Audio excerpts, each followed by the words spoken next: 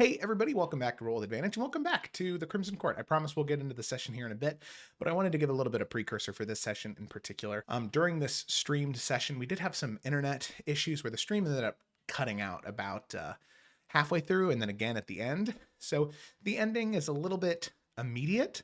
But the only thing you need to know is that when you get to the end of this session, it is summarized at the beginning of next session, and there's even a little scene that I wrote that me and the two player characters that were involved in that end moment acted out at the beginning of the session to kind of make up for that. I think that's the only context you need to be able to enjoy the session. I'm sorry if there's any stuttering or anything like that, but yeah, I figured it'd be better to get the session up, better late than never. All right. Well, enjoy the session, and be sure to catch us live on Twitch on Saturdays at 8 p.m. Eastern Standard Time. All right. See you in the session. Needless to say, you suddenly found how to scream. it's been a minute. I'd let the intro play 1.5 times. Hi there, everybody. Welcome back to Roll with Advantage. It's only been a week, but it feels so much longer. But hey, fondness makes the heart grow fonder. Exactly. So let's go ahead and dive right in.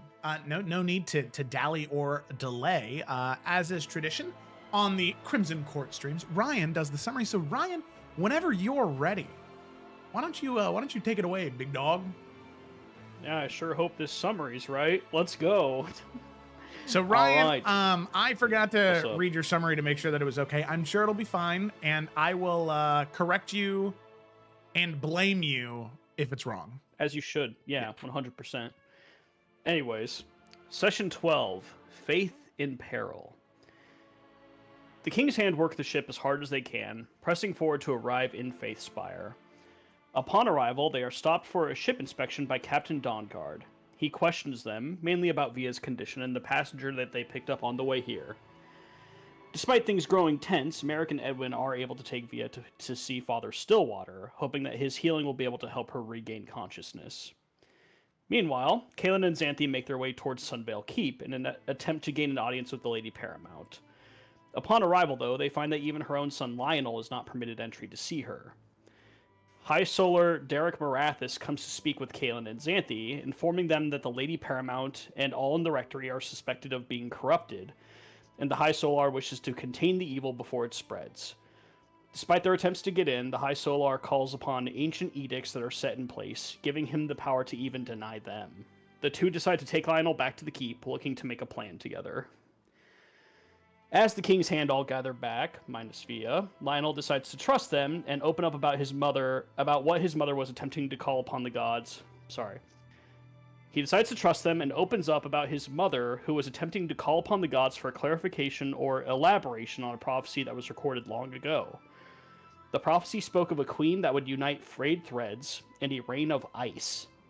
It specifically mentions that she has a pact forged of frost and flame. This prophecy made several in the church uncomfortable, hence the Lady Paramount trying to seek more to clarify on it. The King's Hand speak with the Spymaster the next morning, hoping to learn more about their options. They end up deciding to seek out aid from all the other churches, who each have their own reason to want to go against the High Solar. Before setting out, though, Merrick decides to go off on his own, wanting to follow up on the Sanguine lead that he was told about a few days ago by the captain. Kaelin, Xanthi, and Edwin head out to meet with the churches, recruiting several of them to help with their cause, due in large part to Edwin's own faith and connection to several churches. Meanwhile, Merrick is able to find Lorraine Hunter, the pirate who once had issue with the Sanguine as well. The two of them speak, but as Merrick asks about her connection, Lorraine isn't able to reveal much until she reveals that she is a bastard of Garen Veltaris, Merrick's grandfather. She said that she was drowned as a child, and since then she has had a strange connection to the Sanguine. It got to the point where she can't even go out to fish in the bay anymore. She said if Merrick is struggling with the connection, he likely was unwanted and drowned at one point too. Shaken by the revelation, Merrick left to join back with his other siblings. Lastly, the King's Hand arrived at the Church of the Cleansing Tempest, where they speak with Elondor Vathrin. He seems to agree that the High Solar is abusing the edicts and is likely covering something up. He agrees to help, but wishes to speak with Kaelin alone. Their conversation is very back and forth, as Elondor seems to support Kaelin in her bid for the throne, but also seems very concerned about whatever they were transporting back to the capital all those weeks ago. Kaelin refuses to give him any knowledge, though. Elondor reminds her that he will seek out corruption in his own way, and he hopes that she does not stand against him. Kaylin ends up leaving, rejoining her siblings. Scene. Heck yeah. Okay. So, that is right where we are going to pick up.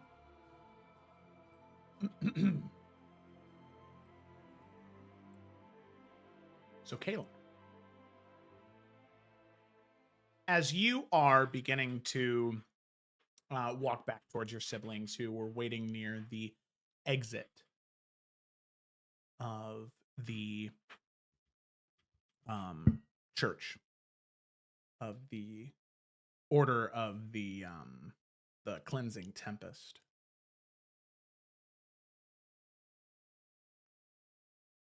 you feel the world around you kind of, and it's strange, surreal almost. Something happens where you feel only tuned in to what's immediately happening around you. It's almost like the church itself kind of fades away. It's very strange. And you hear footsteps approaching from behind you. And Kaylin, you can feel Elondor's presence behind you. That has not changed. And Kaylin, you hear him say behind you, different, strange. You hear him say, "Why did you have to lie to me?" And Kaylin, before you can react in this strange time and place, you feel this piercing through your stomach as you look down, immediately gripping the blade that pierces through your stomach. You grab onto it instinctually, just trying to find some bearing, and you end up slicing at parts of your fingers and gasping out for air. You see your siblings immediately turn, the three that are there, and they begin to like move towards you. But you can see the Order of the Cleansing Tempest. You can see they move towards them and they begin to attack your siblings. You can see two of those heavily armored, enameled plate soldiers with red enamel on them and the lightning bolts.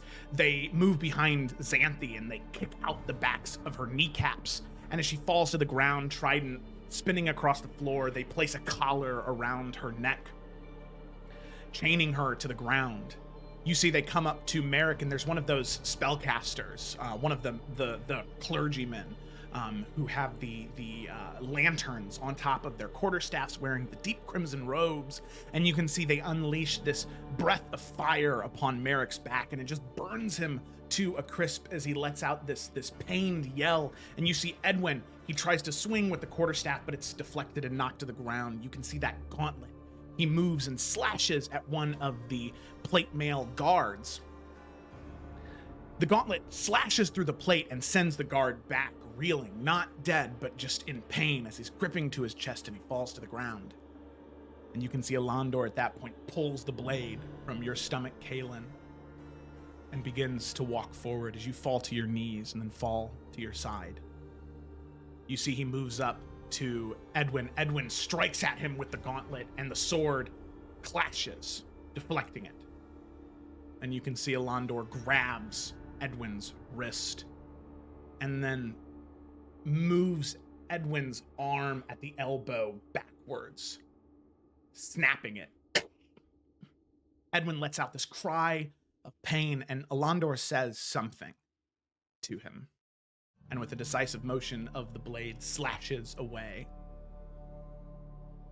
severing forearm, hand, and gauntlet from Edwin's body, throwing it to the ground.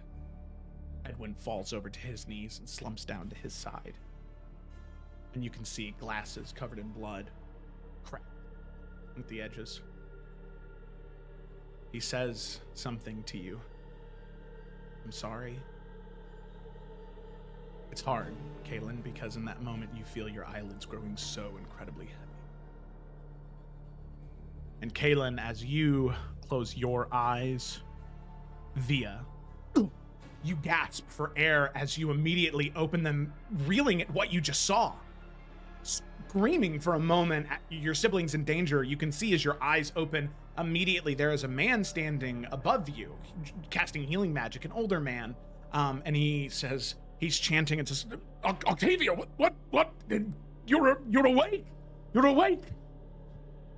Oh, where are the siblings? Oh my! Please, calm down. What's going on? Whoa! What is going on? What? Who are you? I am Father Aldrin Stillwater. I am a clergyman of the Church of the Unbroken, the same one as your brother, as Edwin. Okay.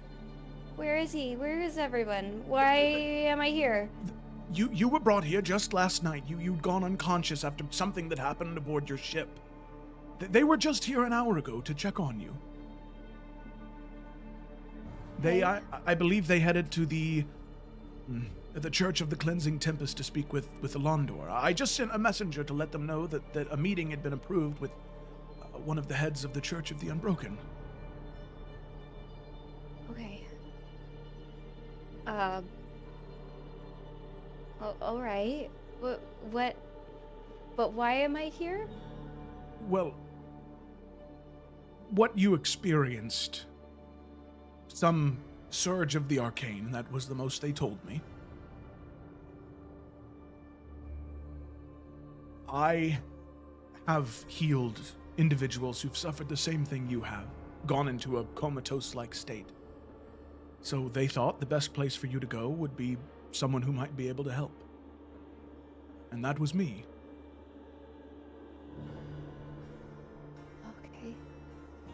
Okay. Well, am I okay? As far as I could tell, you're in perfect health, a little tired, a little exhausted perhaps, but for the most part, you're in good health. You were just somewhere else, taken by something. Okay. And Joe, am I experiencing, I still have my 4 levels of exhaustion. Was I at 0 hit points or was it just the exhaustion? You'd be at full because they did heal you. Edwin Okay. and Merrick poured a lot of healing into you. And one of the things that Father Aldrin has been doing is removing those points of exhaustion over the past several hours. So Via has no points of exhaustion as you wake up. Nice. Okay. Fixing that right there. There we go. Mm-hmm. Okay. She will just kind of continue to sit up and rub her eyes and face.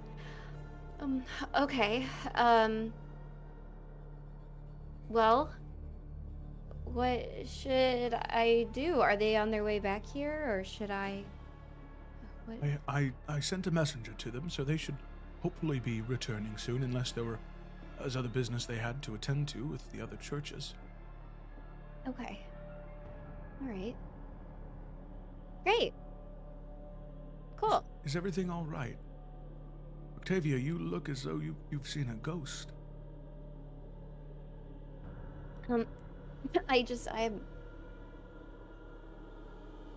Maybe we should go see. You and I should go to the.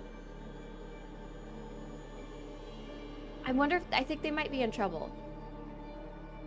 I think I did see something. Very well. If you don't mind, what exactly did you see? I think they're in trouble with the Church of the Cleansing Tempest. Maybe a misunderstanding. I hope that's all that it is and it's not as bad as what I think it is. Not either. Is this something that happens often? What do you mean? You seeing things? Well, I mean, I study divination, so yeah. But things that seem real. Yeah. Isn't that normal? For divination. For very few. Does it seem as real as what it seems like you experienced, whatever it was, whatever danger you saw them in, that is I can see it on your face. It is very extraordinary. But I will gather a few... We need to go, like, now. Yes, if you believe they are in danger, allow me to at least get a few shield bearers. Just in case Yeah. anything wrong is happening, we'll have protection. Okay. Yes, that'd be great. Wait right here, and I will be right back. Okay. With that, he heads off, and after just a few moments, he comes back with 4 individuals wearing like plate mail with large shields and maces hung at their sides. You can see that there are these small sensors that are hung on the backs of their belts that leave these like trailing clouds of like incense and smoke, leaving behind these very pleasant scents. But right now, that's not where your head's at. I don't really care about it. Yeah. It's not, don't really. So with that, Father Aldrin says, "Well, let us go." Okay. I don't know how to get there. Yes, So if yes. you could lead the Follow way. me. Yes, follow me. And with that, you head off with Father Aldrin looking for your siblings. With that, we cut back to the siblings. So, Kaylin, you walk away from Alandor and you rejoin your siblings close towards the exit, and the 4 of you walk out together, leaving behind the church of the cleansing tempest, leaving it behind. Alandor's words linger with you, Kaylin, but nothing more. As the 4 of you exit, there is a messenger that approaches, and you can see they wear the colors and the garb of the Church of the Unbroken, your church, Edwin. They approach and they say, I'm very glad I caught you at the right time, my heirs. King's Hand, I would like to extend a formal invitation from Adrian Stokeworth, one of the 3 heads of the Church of the Unbroken.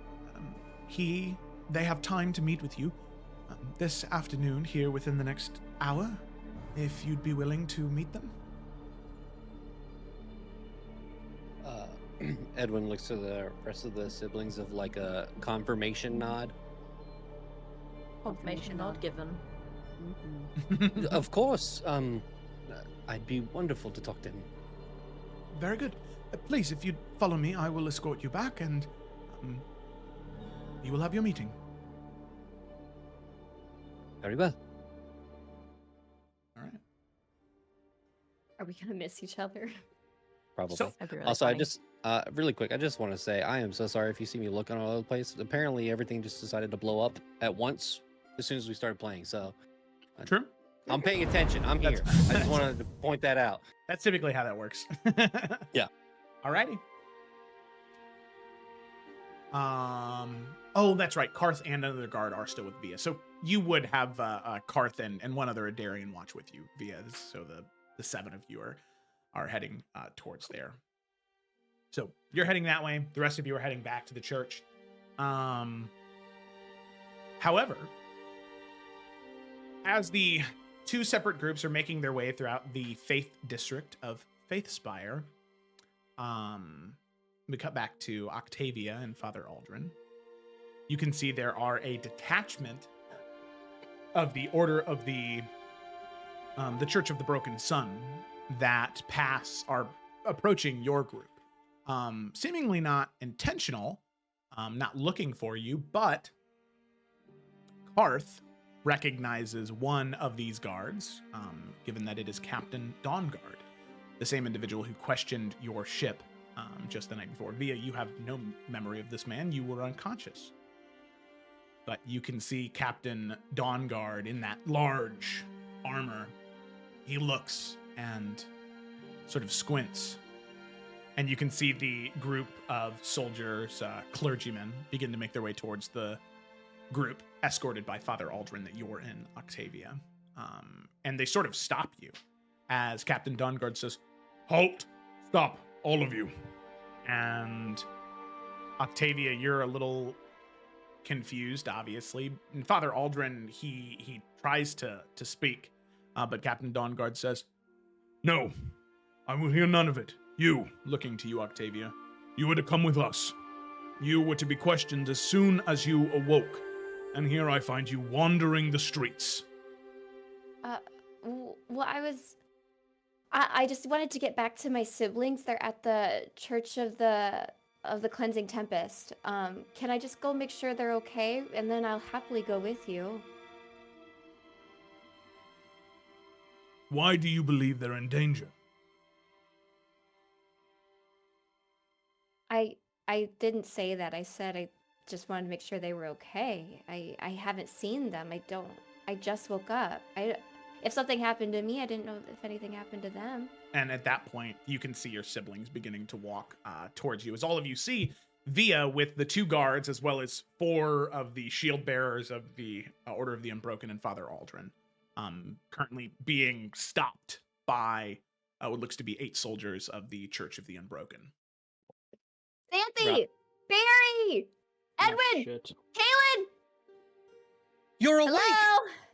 You're not at the Church of the we're Cleansing over. Tempest! That's crazy! Running over. Oh, no worries. Okay, I can go with you now. It's fine.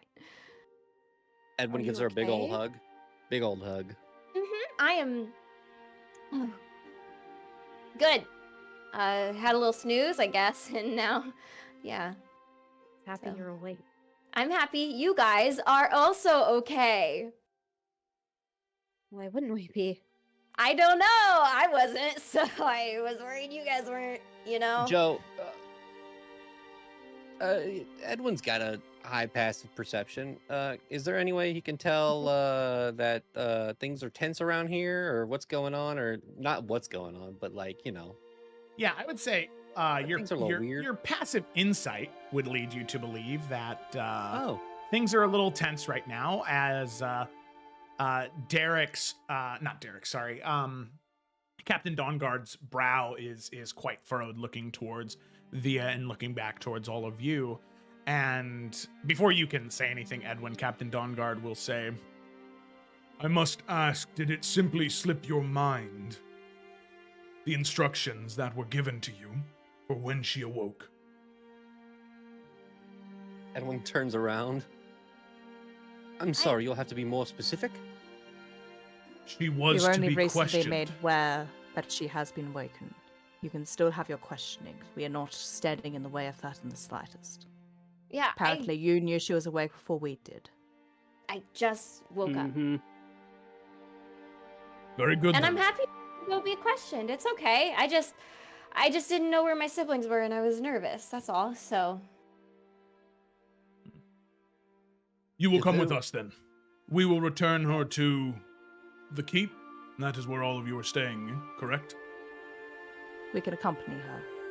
We will not interfere, but she is our sister. You will not be there in the questioning. We will at least come to the building she will be in. You can wait outside the House Emberlin Rectory. Radiance Derek Marathis wanted to question her personally.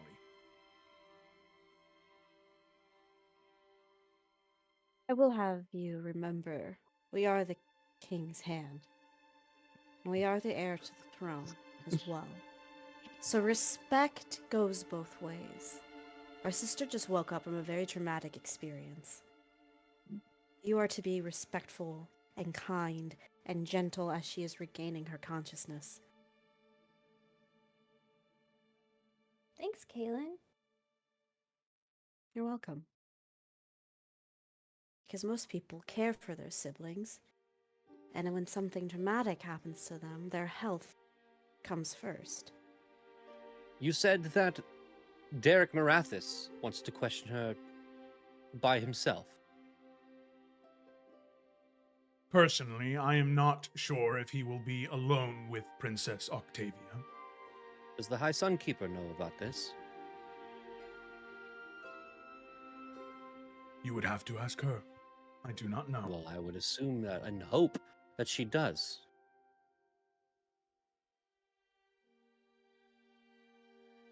Princess Octavia, please come with us. Yeah. But we are Merrick being permitted goes- to join her, right? not in the questioning room, but like Yeah, you can she's can not come being with taken them. away from us. Yeah. Yeah. Cool. She's not being put in chains or anything.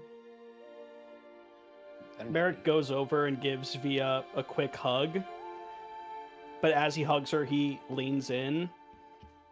When you're in there, just try to remember as much as you can. Okay.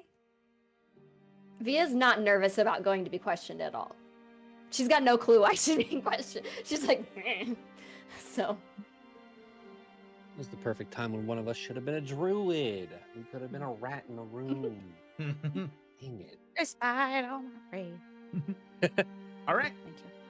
So with that, all of you make your way towards the rectory of House Emberlin. And there is no interference between all of you. You're able to walk together. You're able to talk together. Father Aldrin, as well as the Adarian watch that you have, and the 4 shield bearers will accompany you if you want. Yeah, fuck it, why not? Yeah, because Father Aldrin, you can tell, is a little not pleased with with what's going on right now. You can Join see the that club. pretty clearly on his face. You can see Karth looks a little guilty because he was there and he probably should have said something, but you know, Via just wanted to get to you guys. But he's wearing that on his face. He's not saying that out loud. All right. But with that, you make your way to the rectory, and Captain Dawnguard will turn to all of you and say, Princess Octavia, if you would come with me for questioning, the rest of you will stay out here. She will not be gone longer than a half an hour. A brief moment, please. And Xanthi will just go over to Xanthi. Lol. Talk to herself. Over to Via, and she's just Looks going into to a be phone. like straightening her shit out because like she's just gone through a bunch of shit. So Xanthi's just gonna like make her a bit more presentable, and as she's doing it, just kind of lean into her. Just tell the truth, please. This is not the time to lie. Okay. No problem. It's making sure. Let's give it a little pat on the shoulder and then kind of step back. Now Via's starting to get worried. She's like, wait, what do they want? But she'll still follow. Okay. With that, Captain Dawnguard will lead you into the rectory. And the 2 incredibly heavily armored, large, imposing guards open the doors. And all of you can see into the rectory for a moment. You can see there are so many Order of the Broken Sun clerics in there. Whether they be the Radiant Casters or the heavily armored individuals.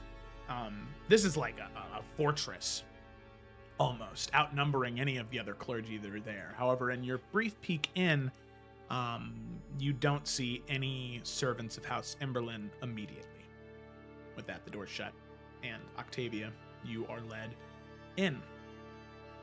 Throughout several foyer areas with large, elaborate tapestries and paintings hanging on the walls, decorating them. Eventually, you are brought through to the sort of large main worship area. Pews stretching, 40, 50 feet on each side. A large brazier in the center, currently just embers and smoldering rock. And there, speaking with 2 other of those heavily armored individuals, is High Solar and Radiance, Derek Marathis, the individual who is putting this place under quarantine, not allowing any servants of House Emberlin or anyone, for that matter, to leave. Captain Dawnguard approaches and says, High Solar, I bring before you Princess Octavia for questioning. And you can see at that point, Derek, he turns. He looks down to you, Octavia, the large fur-bulk, brow furrowed, stark white hair. Looks down to you and says, Please, follow me. And he will turn and begin to walk to one of the private worship rooms connected to the main worship area. Okay. She will. I'll go ahead and throw this bad boy back out there. Standing about, Via, just for your reference, probably about 7.5 feet tall, and the armor only makes his form that much larger. Oh my god. So with that, he will open the door for you and say, "After you, princess." Thank you. Yeah, she'll go in. With that, he will shut the door behind you. The room that you are in is still quite elaborate.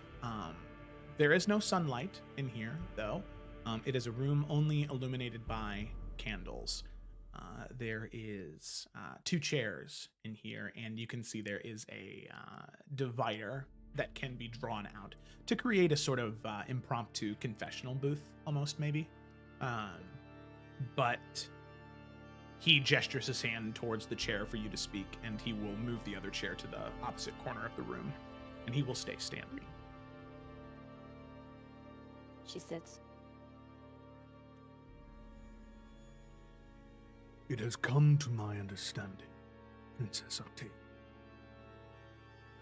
that there was a arcane anomaly on your ship that involved you the night of your arrival. Do you have any memory of this? Just before I start answering questions, Joe, she remembers everything, right? Correct, yeah. I mean, yeah, I wouldn't really, I guess anomaly was stronger than normal, but I'm a divination wizard, so I had a vision, and it was really intense. I have heard of your visions, helping those of House Thornfield's land. The Windsight Princess, that is what they call you, correct? Mm-hmm. I would like you to describe exactly what you saw in these visions. What colors dominated? What voices? Did you feel any pain? Well, I always experience pain during it, or them, but yeah, this was like more overwhelming in my head.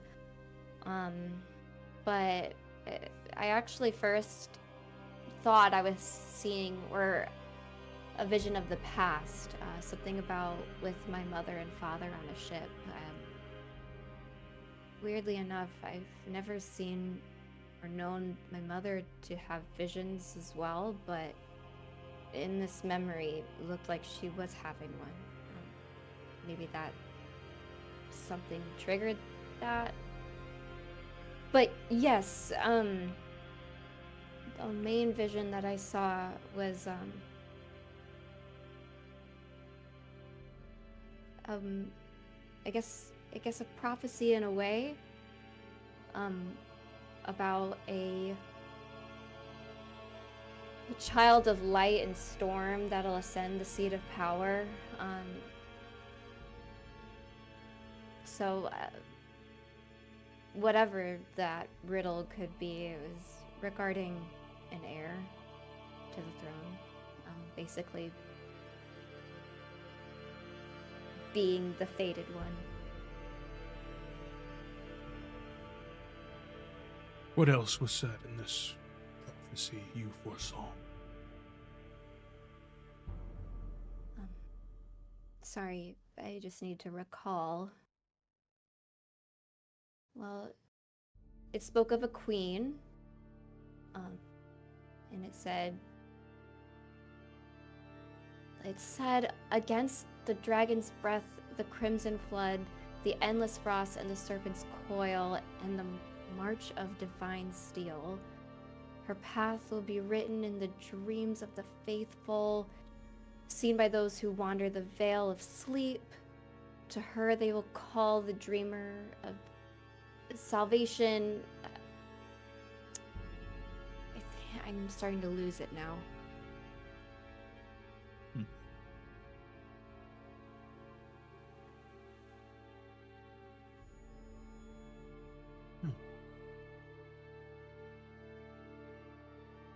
The prophecy. 5 threats. Interesting. The prophecy or a prophecy?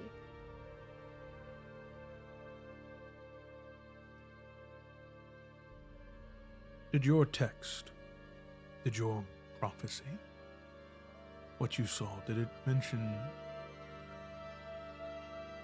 hands of light?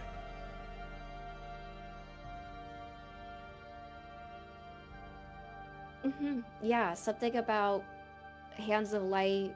She shall hold the line. I don't know what line, though.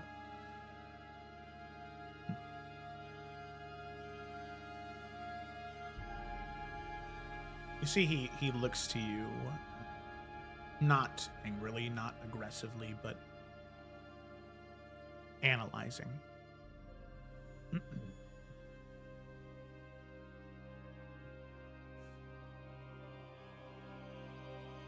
I have a few questions for you, Octavia, not related to what you saw. Okay.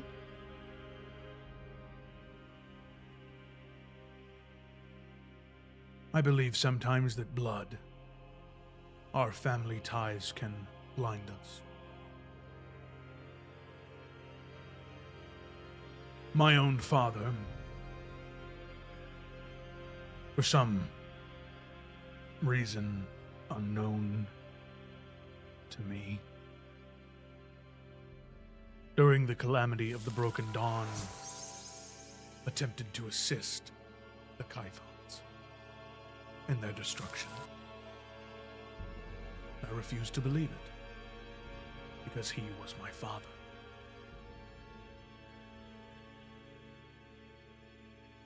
My question to you, Octavia, is if any of your siblings,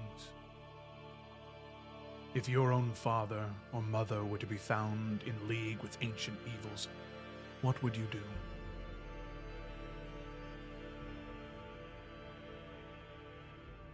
Well, I can say I don't suspect that at all. if That wasn't the that's question. Okay. What would you do?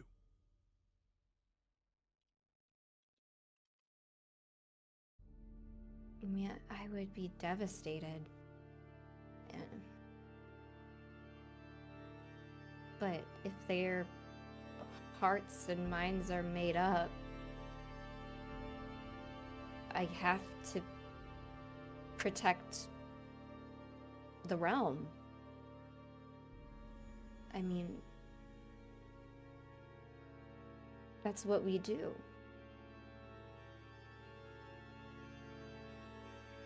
I don't know, with further circumstances what that would entail, but any enemy of the realm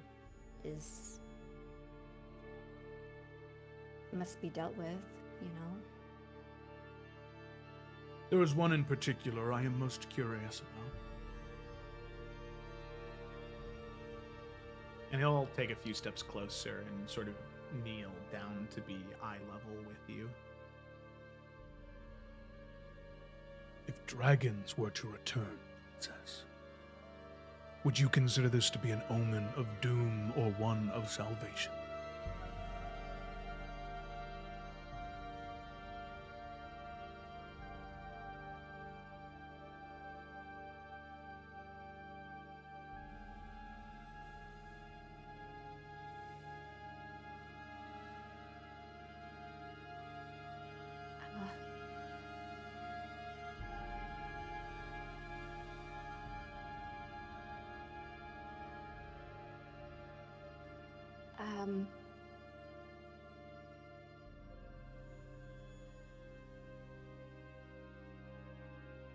There would need to be a lot of supporting evidence for it to be salvation, but without it, I would say doom.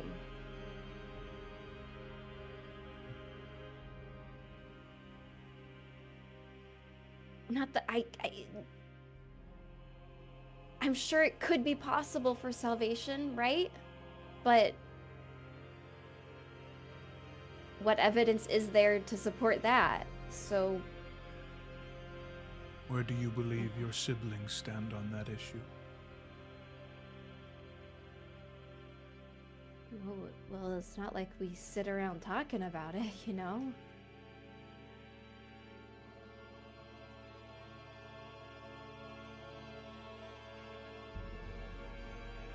I don't know. I haven't asked them.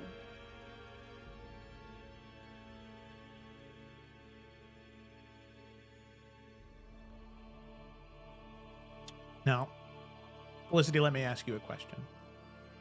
You're really putting me on. Oh my god, through the ringer. I literally was.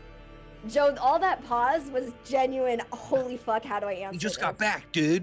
Whew, okay, yeah. So now you can So- go on. I just needed to take yeah, a breather. no, I you're needed good. to- You're good. Yeah, take a breath. I need to tap out. So my question to you is, were you saying that in a way that Via genuinely believes that, or is that being deceitful? Because especially recently, it is something you guys have been sitting around talking about because of the eggs. Yeah. It's semantics, right? Like she's not directly asked that question, but they Uh-huh. have sat around talking about the eggs. So Okay, I'll have you make a I- deception check with advantage. yeah. Okay, yeah, because I was like, she wasn't like out to lie, but she was trying to word it in a way to be like, we don't talk about that. Mm-hmm. Yeah. We've talked about dragons before. You'll have to Alright. be more specific to get the correct answer out of me. Sorry. Oof, that was a bad start. That's worse. That's worse. It's not good, guys. I don't see them on the screen. I think you need to roll. Here they again. are. A 9. Did I have birthday inspiration? You did, yeah. If now feels like the right Fucking time to use using it. All I'm right. fucking using it. There we go. 20. Much Shit. better. Been practicing her brave voice. All right.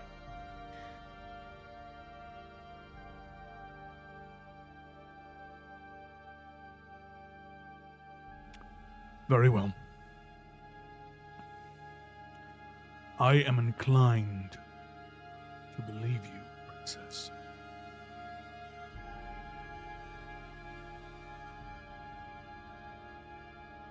Do you have suspicions of anything that I should be concerned about?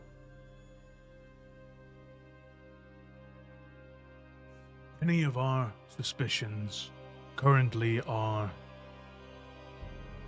being tested. That is why it is so important that we are allowed and that our investigation of whatever is potentially corrupting this place and the Lady Iridessa is not interrupted.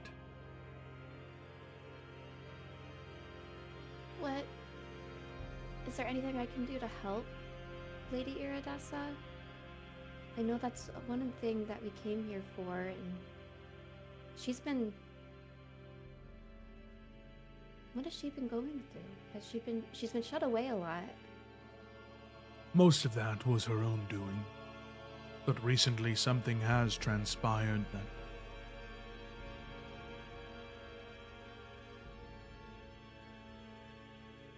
that has made me question her allegiances, her loyalties to the light and to the crown.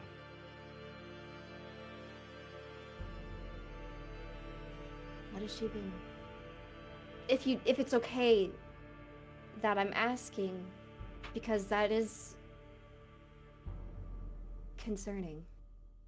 I will not divulge the details as there is not enough evidence yet, but we are nearing a breakthrough.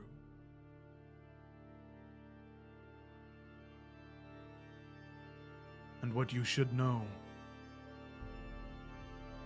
and what I ask you not to share, is that should she be found guilty of aiding and embedding that shadow, whether it be the influence of Kythons or dragons, regardless, anything that would harm the people of Adaria and bring a veil of shadow upon our land will be met with swift, decisive justice. Well, And might I remind you, Princess Octavia, the prophecy you experienced.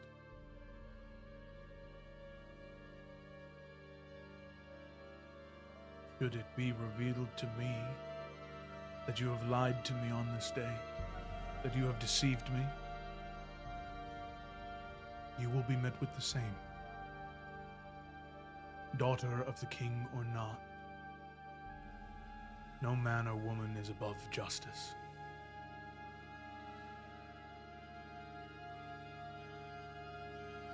I understand, but what do you think the prophecy is speaking of? If it's something that was revealed to me, I'd like to know what insight. Why is it significant?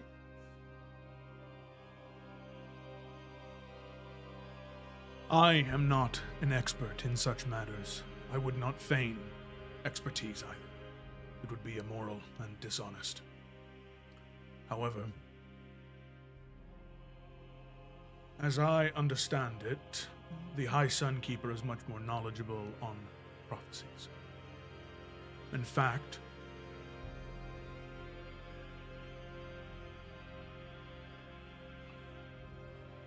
it is why I take such stock in what I saw here. From what she had told me.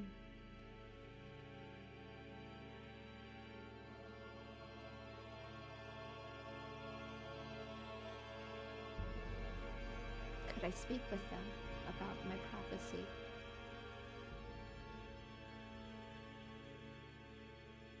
If you would wish, yes.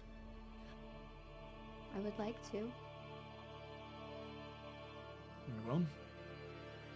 When you leave here, which you will be permitted to do, as He'll kind of stand back up at that point and move towards the door. the High Sun Keeper is within our church, within Faith Spire. Speak to her if you wish, and know that Lady Emberlyn, provided she is found not guilty, will be allowed to leave as well. But I fear that the Lady Emberlyn will not leave this rectory. As he will open the door for you to leave. Gulp. Okay. Yeah, she'll scurry on out of there. All right. So, with that, Octavia, as you are leaving,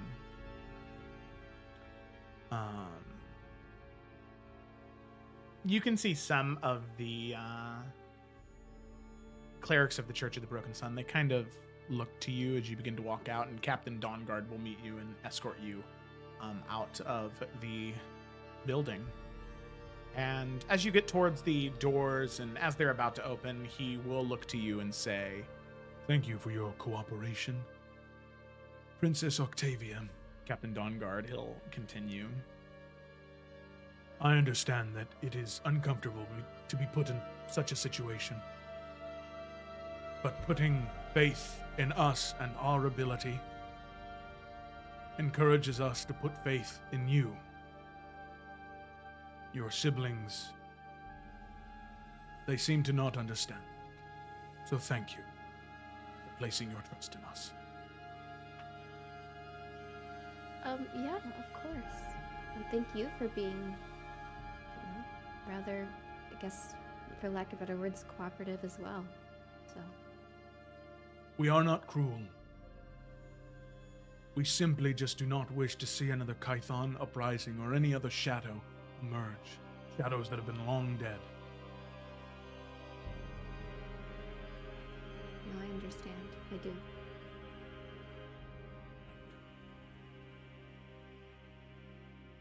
And with that, he'll sort of gesture as the two guards will open the door, and Octavia, you will step out.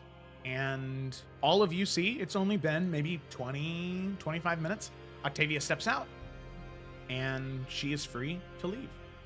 As the doors of the rectory shut behind her, leaving the two guards standing guard. And Octavia, you rejoin your siblings, as well as Father Aldrin, the Adarian Watch, and the other 4 shield bearers. Caitlin's gonna rush over to her, kind of like putting her hands on her face. Did they hurt you? No, it was fine. We should talk more late, like not in Yes, public. yes. I just wanted to make sure you're okay. They like me a lot, so. Oh, at least one of us. Oh, yeah, it was fine. If all of you would like, you can return to the Church of the Unbroken, or I suppose you've been staying in Sunvale. If there's anything else you require of us, I'm more than happy to assist. I'm sure that considering what just transpired, I will give word to Adrian, and I'm sure they'll understand. Thank you. If they'd be willing to meet in a few hours, I think that might be best. All things considered, I believe we can make that work. Please, I will leave you until then, and if there's anything else you need, I will do everything in my power to get it for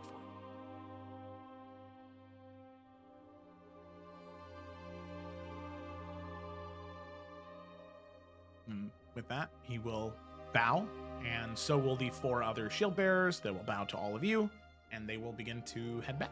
And all of you head to Sunvale Keep then to discuss. Yes. All right. Cool. So as you return,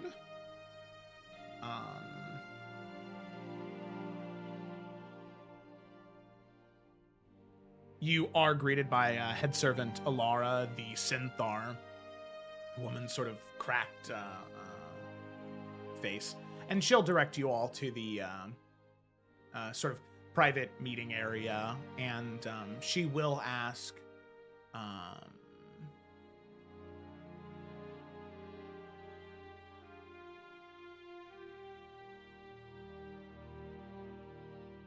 Shall I inform Sir Lord Lionel of your return?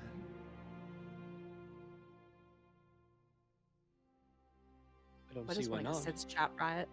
Oh. Yeah, Sibs only. Yeah. No, thank you. What was this time? I will inform him that you have returned to the keep, but that you request to speak in private. That would be best. Well, and with that, she'll bow and she'll leave, leaving the 5 of you alone within the room.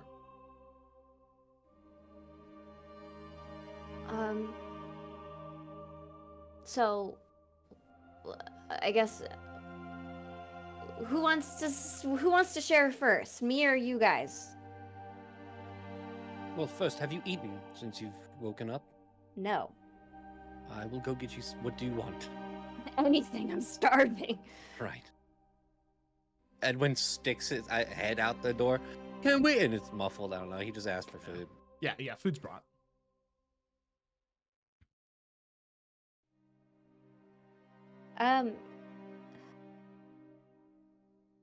Via's gonna say everything. Yeah, she's gonna say everything that she told him, like the same thing. She's gonna say the prophecy. She's gonna say that she wants to speak with. What was it? It's not High Solar. Who was the person? The High I forgot Sunkeeper. now. The Sunkeeper. High Sunkeeper. I need to write that down. I was too in the zone. High Sunkeeper. Sorry, 1 second. And then, she will also then say, and this is a big, I'm not supposed to say this, but I gotta tell you guys, oh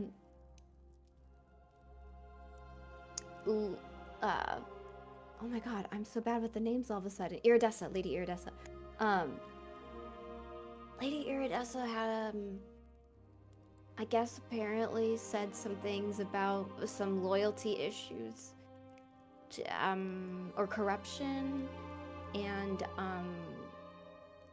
they're not planning on getting rid of her, but they're expecting that they're going to, is the vibe I was picking up. And I'm not supposed to tell you guys that, but I feel like if she just then we fail our mission.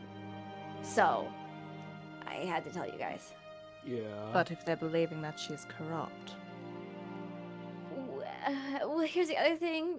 So I think the corruption, the other little key little thing I was picking up, he really had questions about the Return of Dragons.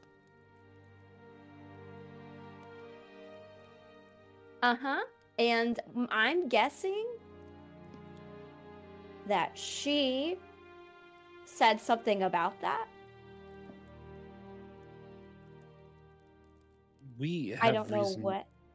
to believe that Derek is misusing and his power. We've been going around to each of the churches, getting their backing. We've talked to the High Sunkeeper about an inquiry on him. We have my church and the Church of Unity left to talk to, but it seems like there might be a consensus around Derek is misusing his station. I didn't really pick up on that. It seemed like he's genuinely scared of corruption. Like he, I think, is just has everything locked down, and he's trying to like make a decision, and it's a hard Well, one. Yeah, having a vision and recounting a prophecy isn't inherently corrupted. That's, from what you said, that's exactly what happened to you, and I don't think you're corrupted. Well, I don't know. He didn't say anything about the vision, right? He just said that she is giving signs of corruption. Correct. Yeah. I I think thought he said no, that he she- no, he maybe yeah, he did say that she had some type of prophecy. Oh, he did. Okay. but I mean, there still could be other things that he's like Mhm. seen as signs. Like we don't know that. Oh yeah, the sign is that she's had a prophecy. That's not the vibe. Yeah. So that, I mean, that's all I was gonna say. As Via's like, she had the prophecy, and we don't know anything else. Like, this investigation's been going on for what, like a month and a half? I don't think it's just that this prophecy is the only thing. I mean, and I'm not saying she's corrupt. What I am saying is I think he's really afraid of dragons. That's what he questioned me about. We all know what the fuck we found. She has a vision, and he's afraid of that. So I think it's a bigger problem than just him being petty and misusing power. I think something like, clearly dragons are here, or at least the eggs. We back home are trying to hatch them, and people are picking up that things are happening and people are scared. Via. What? Take it down a notch. I thought we were in And a it private room. sounds like to me Yeah, we but you're need being to a little go and speak to her ourselves. Oh yeah, definitely. We need to at Because least know what her prophecy has to do with dragons. Correct. And- And if there is some type of corruption, because if there's not, I think the worry, Via, is that whether there is something tangible there or not, I think sometimes fear makes us do things. It makes us see things, even if there's nothing there. I worry that if this woman is being kept away and he doesn't like what she has to say, it doesn't matter what it is. And because she had a vision that was out of her power and out of her control, they do something to her. Yes, no, I agree with that. I just wanted to explain that I don't think it's like just that he's on some power trip, you know? Like, he seems I think this was our way of genuine. getting to her without having to do it Yeah. in an illegal way. But truthfully, I'm still up for a venture through the sewers. What? But Oh, we we also haven't still explained have that. our meetings Let me with explain the other members of church. our original idea. And nonetheless, we still Caelan's should gonna go put the to map on the Church of table. Unity. And Xanthi's if we really discuss against with it. them, we will be able to access it legally. You see how she's and through continuing standing. down this path, and she's It would kind of be sidelining the improper sewers. for the King's Hand to go through these shadowy ways. still doing it. We are too early in our existence as a group to be making such impressions. on Xanthi, people. we understand. Do you? Because I do not feel you do. I mean, The plan Via, is 90%. we are going to finish going to the rest of the churches to see if they agree that there is some type of power imbalance, just so we can gain access to her. If we can see her and have this conversation and figure out what exactly is going on, we might be able to save her life, we might be able to put some fears to rest, and get to the bottom of whatever's going on. This plan was if those churches don't agree with us and we can't have access. Okay. I mean, desperate times call for desperate measures. I think at least we have a good backup plan if for some reason plan A doesn't work. Mm. You know? But I want to be clear, as much as you all wish to deny it. This would be going against edicts. This would be going beyond our powers, and we'd have every reason to have accusations put against us, potentially of similar corruption to Iridessa. Mm. It is a backup, but it is a poor one, and a dangerous one. Do you have another? We focus on Plan A. So no. It is always good to have a backup. Do I we just do already not feel have... you take this as seriously as we must. How many of the other churches have agreed to back us? All of them except for mine, which we have a meeting with, and the Church of Unity, who we have not talked to yet. Okay, well... Which is, I just want to clarify, that is only one church that has backed you what you want to do, which is the Church of the Cleansing Tempest. love that Nuh-uh. for us. Wait a minute. Well, Broken Cleansing Sun is like, Tempest. we need more evidence. Yeah. We don't quite have them. Didn't we talk so to we the only White really... Flame? The what? No, that's not. No, sorry. I was reading off shit. Have we really only gotten the backing of the fucking Cleansing Tempest? Kind Yeah, of. yeah. We've Oh, got one, and then God. we've got two halves, and we still haven't talked to another one. So, like, you know, Bruh. You're telling me we got the radicals first? yeah, We did. yeah. No, Okay. the rest will be a cakewalk then. We'll see. I mean, you know. Maybe we can come up with plans C and D while we work on A. I don't know. I just I just point wanted out to that make sure I- everyone knew No, what, go what ahead. I just because I got a little bit of extra information, so I just wanted to know, like, regardless of if we get to Lady Iridessa or not, this is why they're holding her, you know, because they're afraid of dragons. But it is odd that they're not even letting us talk to her. Not Probably if they're so that telling she the doesn't- truth. Spread Being able to- corruption. Being able to quarantine areas is within their jurisdiction, and is within the standards of how they will operate. Are She they a doesn't little have a strict with it? disease. Sure.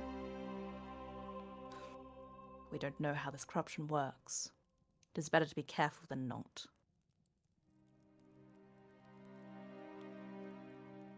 Either way, when we are all put together and rested, we will have our meeting. I think regardless of how that goes, it is still wise to at least touch base with the Church of Unity, lest it seem as some kind of slight against them by not visiting. And then, hopefully by that point, we'll be able to gain access to Lady Iridessa, and finally be able to understand all of what is going on. We did mention the fact that we did make a deal with the Sir Lendor about the corruption thing? Did we mention that to Via? We Yeah, I did imagine now. that'll be part of the spiel.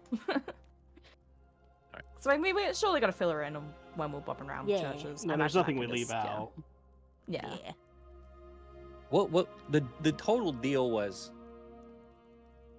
I actually I think he forgot. just wants to ask one question, and that's if, like, anything to do with raising the Crimson Court. And if she Yeah. passes that, he's happy. I think it was everyone, right? Yeah, It he was wanted to, like he wanted to do his own investigation, which he said I'm pretty sure he would have done in a day. So once Derek and the Okay. Church of the Broken Sun is out, he wants one day to do his own investigation, and then provided he finds nothing, he'll be like, okay. Yeah. Yeah. yay. All right. What time of day is it? Well, after all that, I'd say it's like Gotta 2 be o'clock. afternoon at this point. Yeah, 2 o'clock maybe. 2 o'clock. Oh shit. Well, everyone get dressed in your best attire. We're about to go talk to the leader of my church.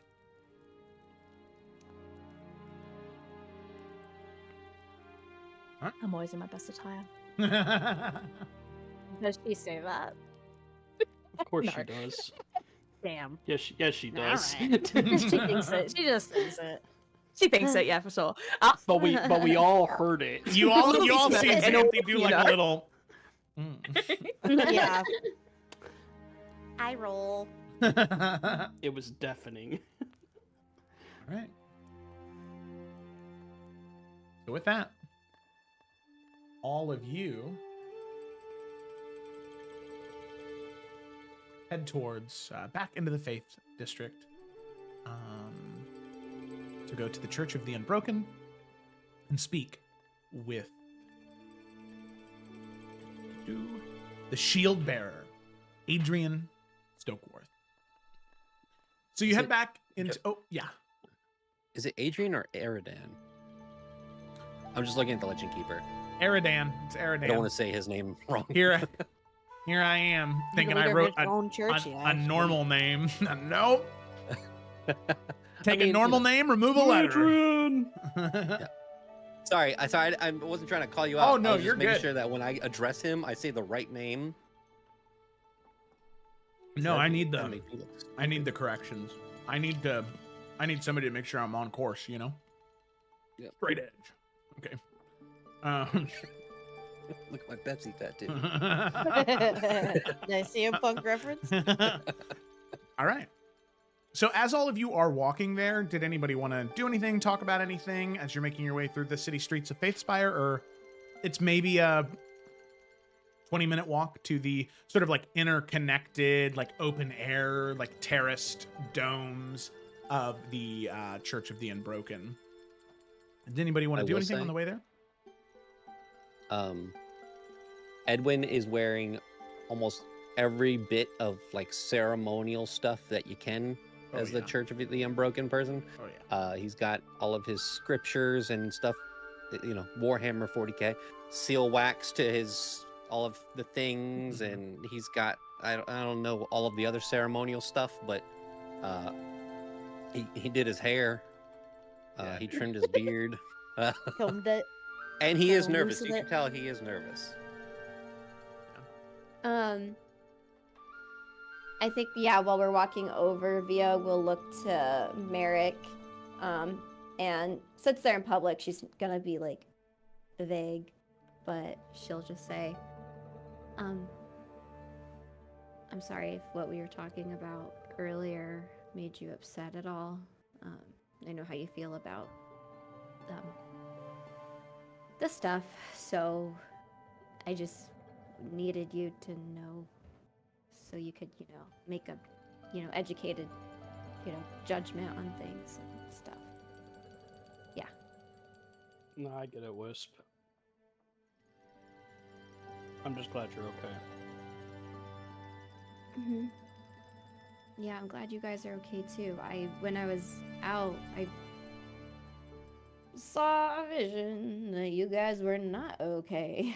So Another one? Uh-huh. Yep, What yeah. happened? You guys are dead. That's it? They killed you at the Church of the Cleansing Tempest. Oh. So when I heard you guys were there, I was very scared. So. Yeah, I could see why you'd want to rush out. Mm-hmm. Well, it all worked out well enough. Yeah, good thing that one didn't come true, right? Yeah. At least we got that going for us. You seem very,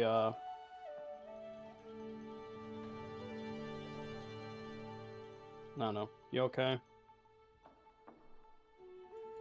There's a lot floating around in here. I need to talk to somebody who understands prophecies and visions, so really want to talk to the High Sun Keeper as soon as I can. Fair enough. No. You know, if there's ever anything I can do to help, just let me know, yeah? Thanks, and you too.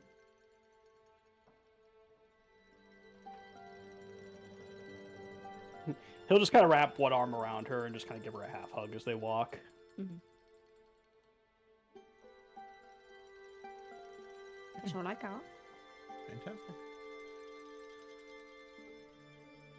So with that, all of you make your way into the Peacekeeper's Haven, which is the sort of central base of the Church of the Unbroken.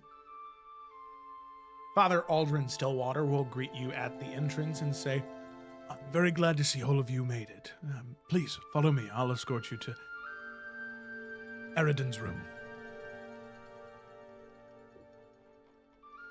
and with that, they'll turn and begin to walk throughout the interconnected sort of open air halls that lead eventually to a larger but still modest abode. Seems to be some sort of small rectory where Eridan lives. There are no guards here.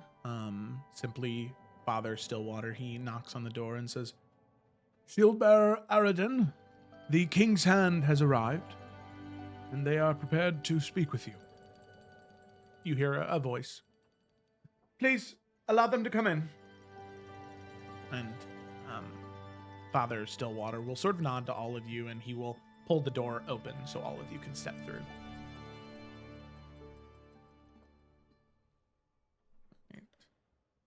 As all of you walk in, you can see Shieldbearer Eridan Stokeworth sitting at their desk, currently jotting a few things down on a few sheets of parchment.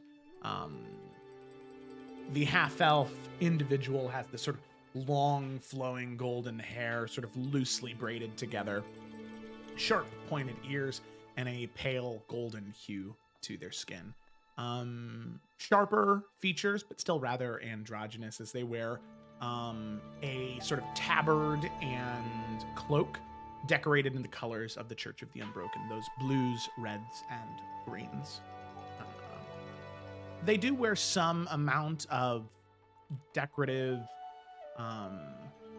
clothing that indicates their station, and hung above their head on the wall above the fireplace is their shield as the shield bearer. Their entire job is to protect the people.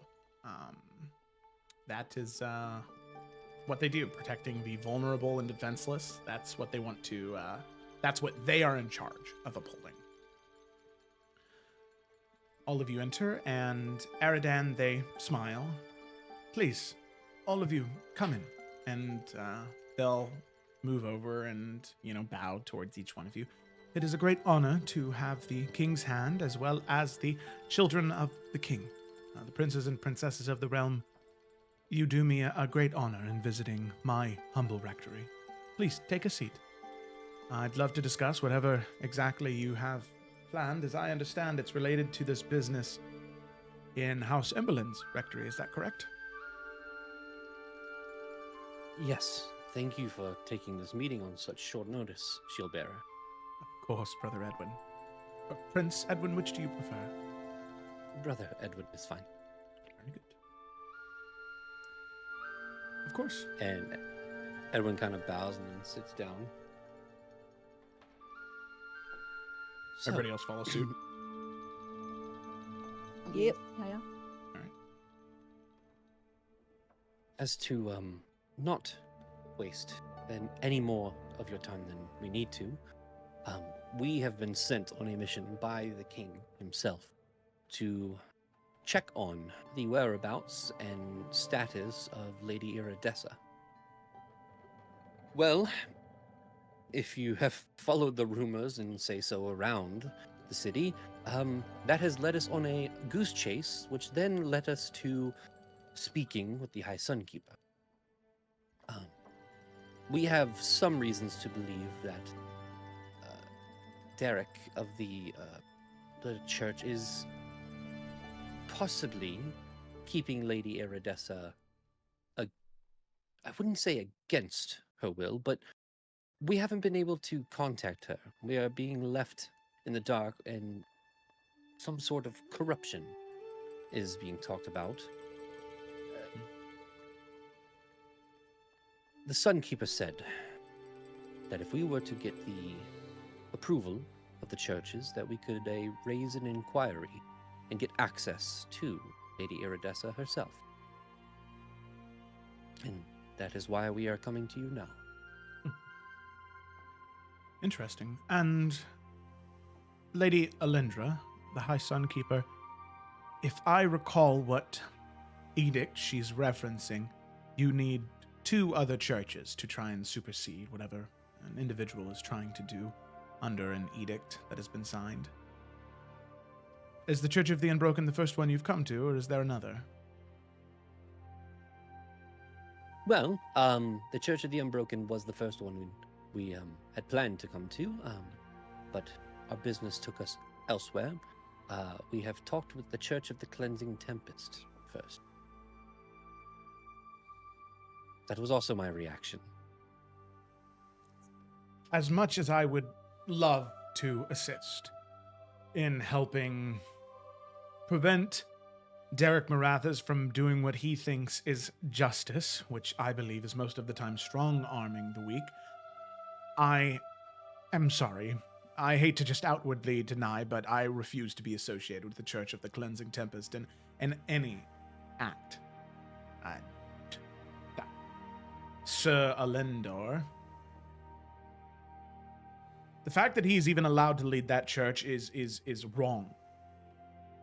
He, in the sight of gods and men, is an abomination and should not be permitted to lead such an organization, especially one with such a sacred mission. So I am sorry. Simply, if you are insistent on having Sir Alandor and the Church of the Cleansing Tempest assist you in this, you will find no aid with the Church of the Unbroken. I'm sorry. Well, if But I do you may... believe in the need of an investigation? I do, yes. I do. And so you'd forsake your responsibilities for grievances with another church? It is not grievances. Sir Alondor did not deny me lunch, or was late to an occasion. No, the very fiber of his being. And the majority of what his organization does goes against the very moral of what I believe in. So yes, I will put my faith in this moment above that. Well, with all due respect, this is bigger than you. This could be a very catastrophic event if we don't get to the bottom of what is going on. Taking part in this investigation would also be setting a new precedent for this kingdom. One in which I believe the churches should not be able to act in such questionable means. If you have any concerns or questions towards Elendor, perhaps that could be a further investigation after this one.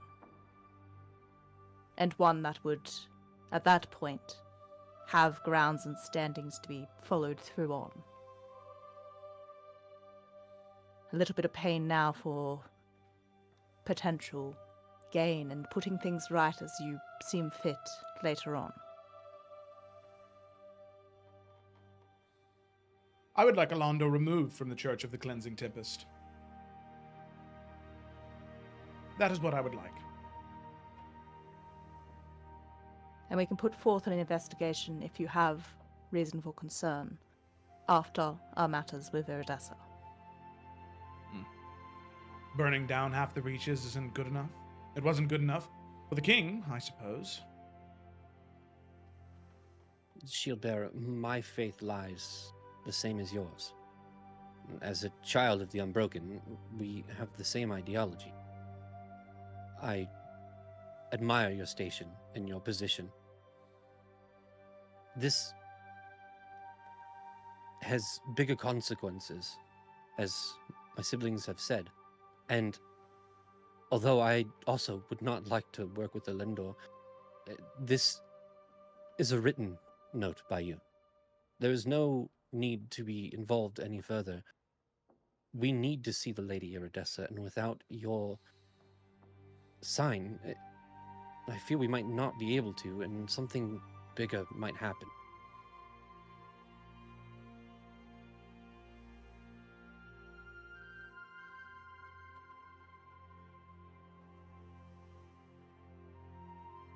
You have not spoken with the Church of Unity yet, have you?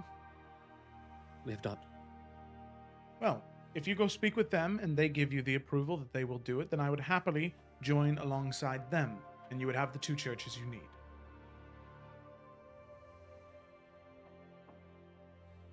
However, knowing what I know about High Arbiter Cadius, I don't think he's going to exactly be inclined to work with Alandor regardless.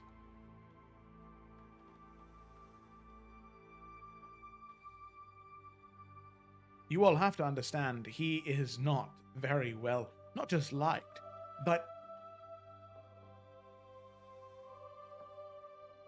there are morals, there are lines that we hold ourselves to in the church that prevent us from being seen as abusers of that power, like what it seems as though Derek is currently doing. Alandor has never followed those regulations, has never followed those lines. But if, with all due respect, if you do not sign and help us, then we risk another Elendor in a different church. And now we have two churches that are abusing their power under edicts. And although, again, I do not agree with Elendor, the king does. At least to the extent that Elendor has been carrying out the mission of removing and getting rid of the Crimson Court.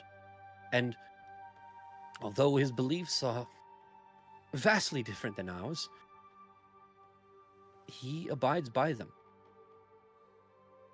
Unlike what we're seeing with Derek, who seems to be abusing the power more under his station. Please, Shieldbearer, if you do not sign this, I fear that we will not be able to get our inquiry. I'm begging.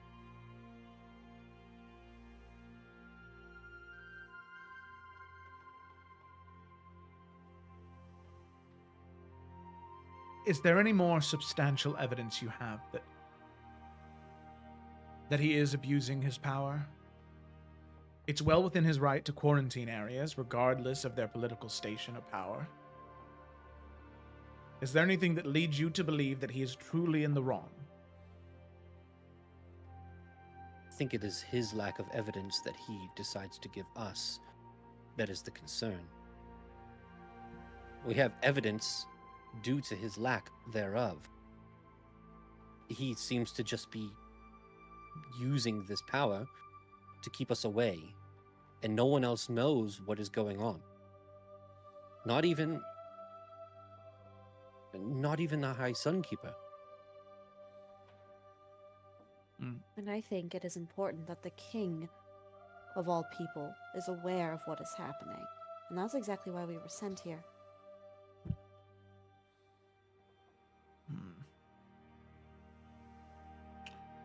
It is concerning to me that Lady Ellen Dara, the High Sunkeeper, does not know.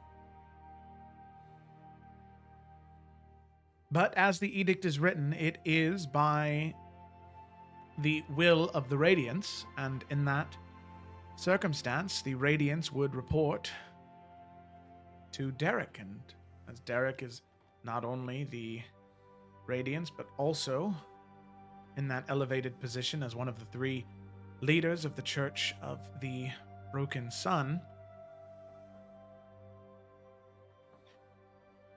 he technically does not need to report to the High Sunkeeper. Until his investigation is concluded, it's well within his right to restrict that information.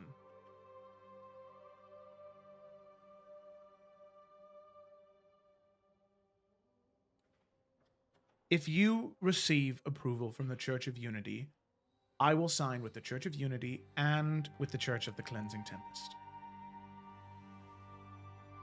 That way you have 3 churches backing you, makes your plea of his abuse of power stronger. But until then, I will not place my name on a piece of parchment or on a writ anywhere near Alondar and his churches. You can even call it that. It's a mercenary group, truth be told.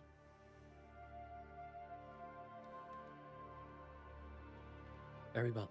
Then we will go to the Church of Unity, get their signature, and we will return. Very good. I look forward to it. As I said, I do not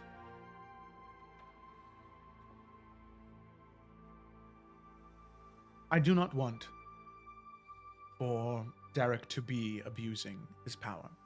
As long as I've been aware of the actions he's taken in the name of the church, they have always been righteous and good. So I am, in this moment, disinclined to believe that he would be doing anything other than what his character has previously shown. I think there's a point of clarification that needs to be made here. It's more than just an abuse of power that we're concerned about. This Lady Iridessa, nobody knows what is happening to her. And it seems as though all of these edicts and rules, as you call them, for some reason that is more important than this woman's life. I think that is the problem. I understand what you are saying, Lady Caitlin, but the thing you must remember is that House Emberlin has not always had the most positive impact on Adaria. You forget I know that all too well.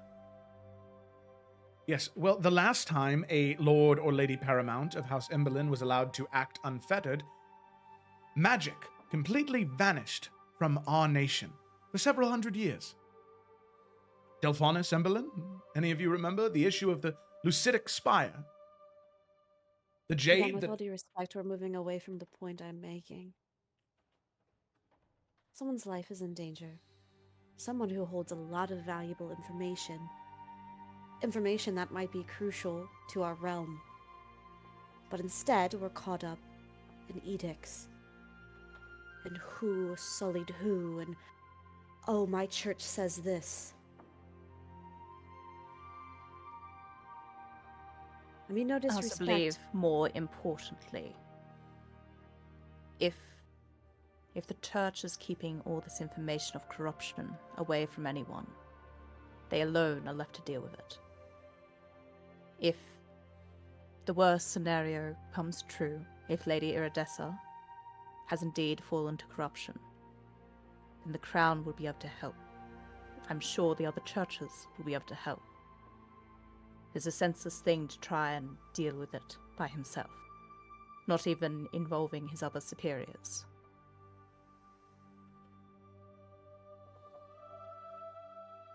It is more than just a single life. We are here to protect the good of everyone here. Shieldbearer, isn't it our job, our duty as the Church of the Unbroken, to protect the defenseless, the vulnerable? Yes, I'm well aware of our teachings, Brother Edwin. But what I may remind you, Lady Iridessa, if she is corrupt, as Derek potentially believes, she is not defenseless. She is not meek. To your point, Lady Kaelin, which I hear very clearly, there is a chance that he is not abusing his power. And he has done nothing to prove otherwise yet. Because to your point, Princess Xanthi, it is the responsibility of the Church, the Broken Sun, to investigate such things. Corruption is not what the Church of the Unbroken is meant to do. We are meant to protect those who cannot protect themselves. So, as I said, I am happy to sign, provided the Church of Unity also is in agreement. But I will not stand side by side with the Church of the Cleansing Tempest. I want nothing else from this endeavor. I do not need any bribes or any favors. Alandor can stay leading his church. I just will not sign whatever writ you need without the Church of Unity in agreement. Understood. Thank you for your time. Of course. Thank you for meeting with us, Shieldbearer. You're very welcome. My door is open to all of you for the rest of the time you're in Faithspire. Should you receive those permissions, feel free to come back anytime, and I will sign. Everyone gets up, bows, and walks out with the siblings. He doesn't like rush out in front of everyone to make it look like he's pissed off. Sounds good. So with that, Quick all of you question. head back out into Faithspire. Yeah, what's up? Because Merrick didn't say anything that entire time. He was just kind of watching, this girl. And just, did she seem uncomfortable talking to Edwin at all? Nope. Okay. That's all I need to know. Okay, sounds good. All right. So with that, all of you head back out into Faithspire, leaving behind the Rectory of Erin. So, with that, you have left to travel to the Church of Unity's headquarters, which is the Hall of Unity. I just want to say, as soon as Yeah. we get outside and away from the church, Edwin just starts removing the ceremonial stuff and putting it in his book, his bag. And that went a lot worse than I thought it would. Honestly, I thought we would go in there and just get the signature. I didn't even think about the Cleansing Tempest thing. Sorry, everyone. Not your fault. It's really okay. I do- mean, what are the odds that, Unity's not going to want to do this? Well, now that we're backed with the Cleansing Tempest, pretty high. It's pretty high odds that they don't sign. Why did we go to the Cleansing Tempest first? Because they support the crown. Yes, I They're know. always going to be an easy in. But I do wonder if there is any stake of what they were saying about Elendor. I'm serious. If there is concern between the churches on him, perhaps it would be worth having an investigation. He is still someone that served under the King Crimson after all. I agree. There's- I do agree with the Shieldbearer on this. Elendor is otherworldly. He should not exist. So there's every reason to have an investigation.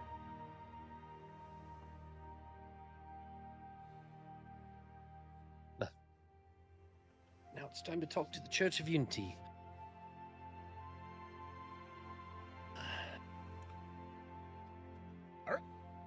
Cool.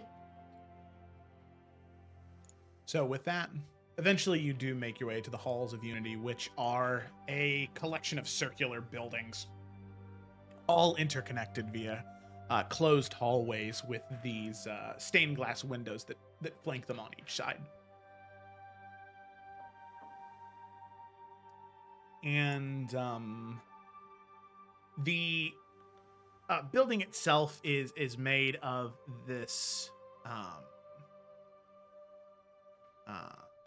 beautiful, like marbled white stone, as well as at the very front of the building, you can see that there are 6 banners hung from the sort of like central forward terrace that have these 6 banners of the 6 kingdoms of Adaria.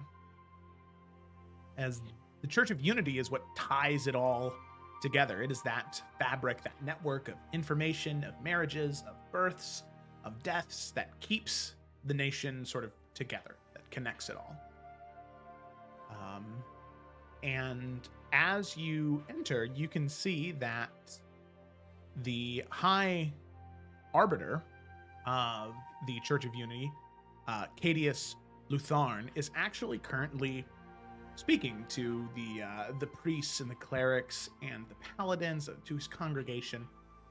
He is a very, very, very old human man in his early 90s. You can see he still has spark. He still has energy. There's something about the divine magic that he has that is, giving him energy. But eventually he finishes and says, And may all of you go in the name of unity, of civilization, of order, and of solidarity. We are the lifeblood of Adaria.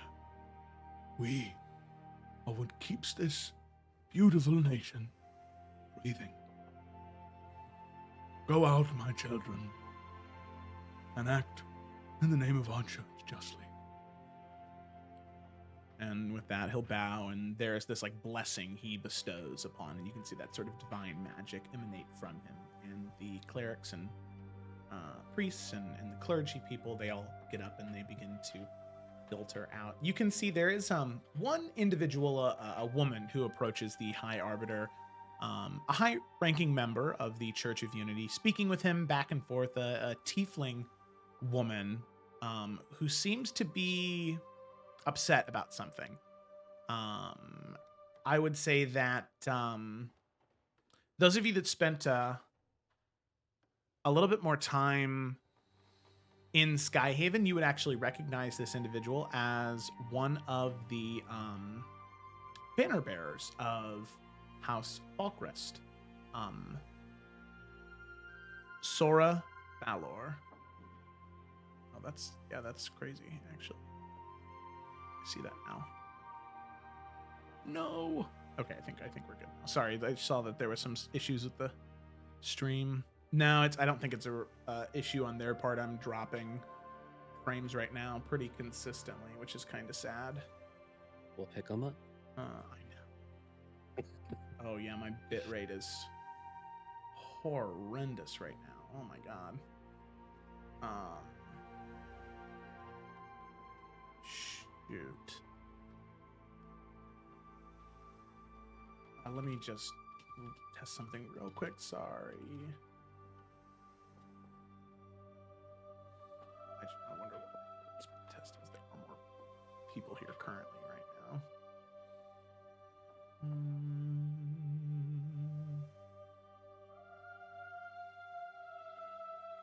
Okay. All right. And we have High Arbiter Cadius Lutharn. Show. Observer. Image. Share.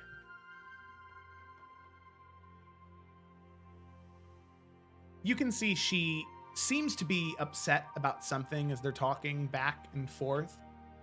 But you can see very calmly, he raises his hand, he speaks very quietly, and she sort of, in a huff, leaves behind after a short, sort of reverent bow of her head, but definitely cut short as she turns and storms off.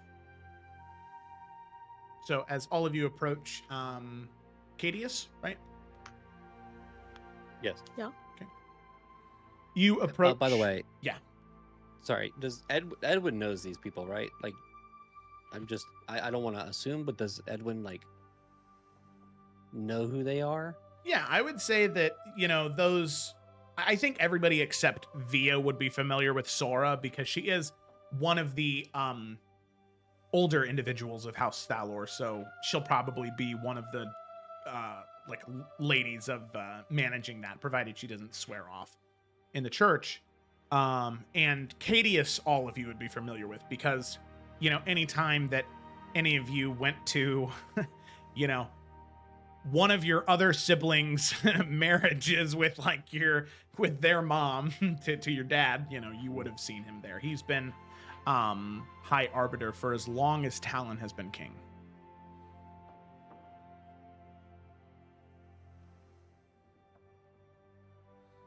So we're approaching. Yeah, so you're okay. Sorry, I didn't know if you had a follow-up question there. No. You Sorry. approach and you can see the High Arbiter Cadius. He looks to all of you in a very soft smile encroaches on his face as he says, Ah, the King's Hand.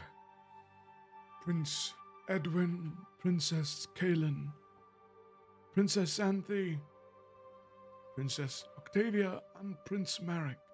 It is a great honor to have you within the halls of Unity. Many of you I have not seen for some time, but know that you are always welcome within these halls, and if there is anything I can do to assist you in your time in Faithspire, please do not hesitate to ask. It would be my honor to serve the crown in whatever way I can. Thank you for the kind welcome. It's good to see you again, High Arbiter. If you could,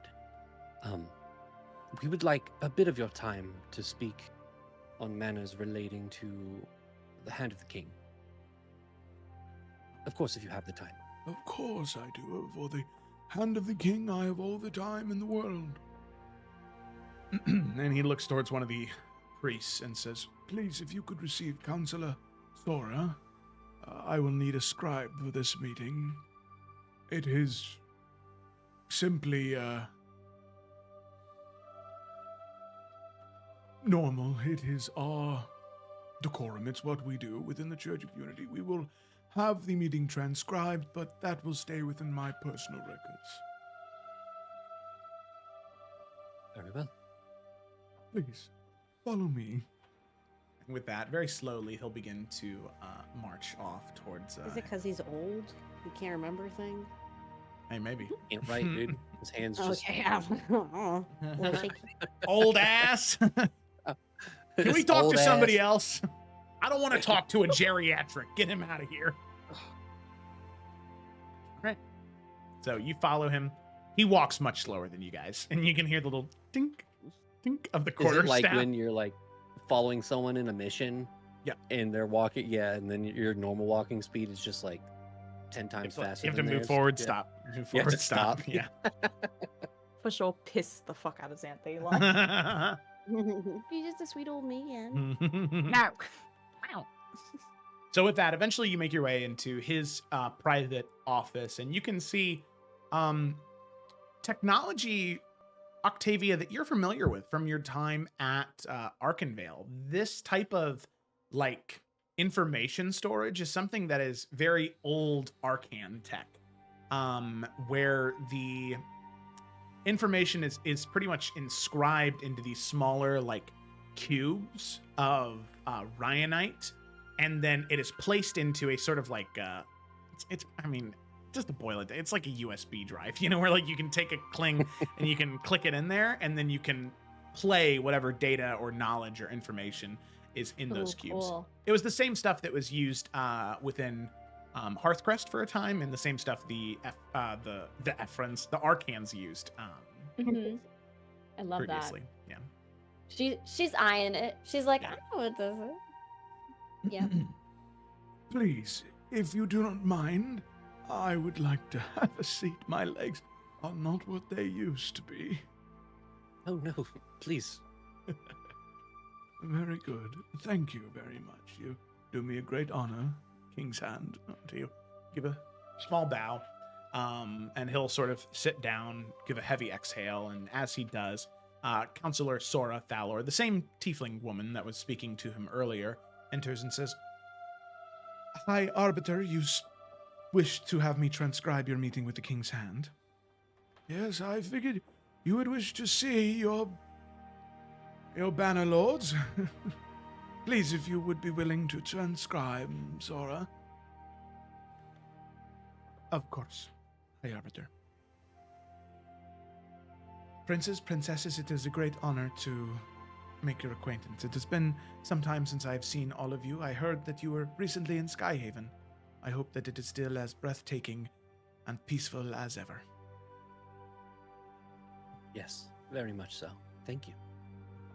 she'll give a small bow and she'll head off. And you can see that she actually takes one of those small cubes, sockets it into place, and you see she begins sort of channeling into it as all of you begin to speak. And he says, So, all of you wish to speak in private about matters related to the king's hand. Is there anything in particular or something more general? It is a very particular subject, High Arbiter. We were tasked by the king himself to make our way to check on the Lady Iridessa. Now, I'm sure that you have heard the rumors and gossip around, not papers being sent to you I about... do not concern myself with gossip and rumors. Well, that is good. I wish I didn't have to. The issue is that the Lady Iridessa had some prophecy, some sort of foretelling, and the Church of the Broken Sun, specifically by the Radiants, have been keeping her behind closed doors. We have been charged to figure out where she has been, what's the status, and if she is okay. As we have gone to the Radiants to get that information for the king, we have been denied under the order of the edict. Oh, yes. We have talked to the High Sunkeeper. The High Sunkeeper does not know any information on the Lady Iridessa and has not been informed by the Radiant Derek. Her instructions were clear that should we get a writ and signature from the at least 2 other churches, we would be able to get access to Lady Iridessa. And that is why we are coming to you.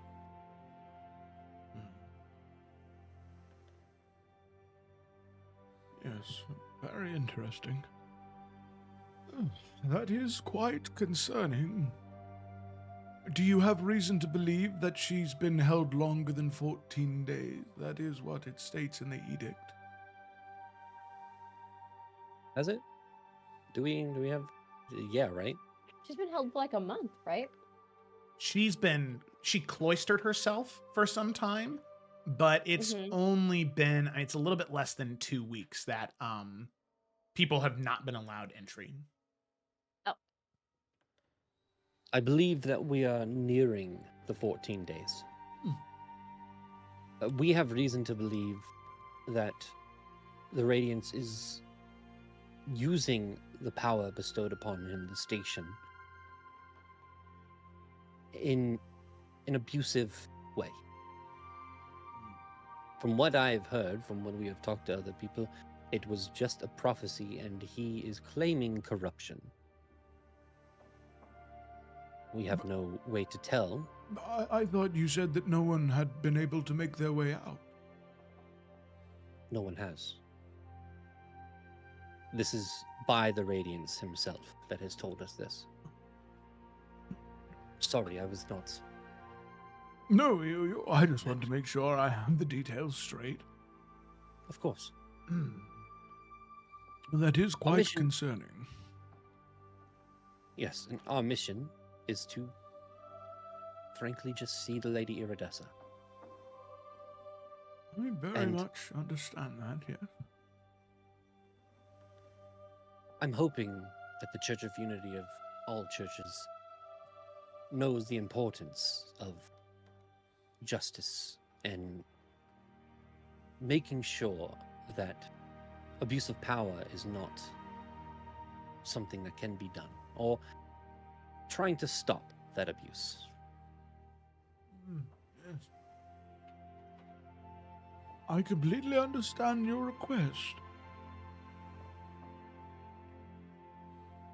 But I think, however, this leads us to a larger problem that needs to be addressed. So perhaps this situation is something of a blessing in disguise. I'm sure that the Lady Iridessa is quite safe. It is not characteristic of Derek Marathas to act in such a way, but it does bring up a larger concern I have had for quite some time. For many years, edicts upon edicts upon edicts have been stacked upon by kings and queens, those who've ruled for months, those who've ruled for many years. It has become hard for many to navigate them. Every single one has some type of loophole, so they may do what they feel is right in the name of the church. I have two concerns. One, if we do intercede and interfere with the investigation, if Derek Marathas is suspicious of corruption, there is a chance that he would rather allow no one to leave more permanently than allow his investigation to end prematurely. That is a more immediate problem that would need to be resolved. One that I would prefer to have some confirmation on before all of you leave Faith Spire, as I believe that this is a perfect opportunity for the Church of Unity to bring some order to this catastrophic situation we have. I think that there needs to be some new edict or a binding decree from the king, confirmed by the council, that places the Church of Unity as an arbiter of inter-church disputes like this. No longer will you need multiple churches' approval, which I'm sure has not exactly been easy for all of you so far. It's had its ups and downs. This way something can be done to straighten things out, to bring them understanding, and most importantly, to bring them order. The older I get, the more I see that this world is so incredibly chaotic. And even those who prescribe peace and protection, they cast aside order if it means achieving what they want. I hope that's something all of you could see clearly. It is definitely something that we can consider and talk to the king about. Should we get your writ and we find out more on this information of the Lady Iridessa, it's definitely an avenue we can travel down. Counselor, what do you think of that? As he looks towards Sora. I think, as you can see, she was focusing, sort of transcribing the conversation. She kind of stops channeling the magic. I believe that that is amicable, but I do think that there would maybe need to be something more substantial, perhaps, given from the king's hand. Nothing entirely official, such as a writ from them, but something at least confirming on paper that that is something that they would support the Church of Unity and advocate to their king, their father, about? I believe if we are discussing technicalities, though, it would also be worth mentioning that with this role of arbiter, I believe it should still be answerable to the crown. Give reason for the other churches to not fear the potential of it being used to usurp any of their rulings. A way to countermeasure the power we'd be investing in the Church of Unity.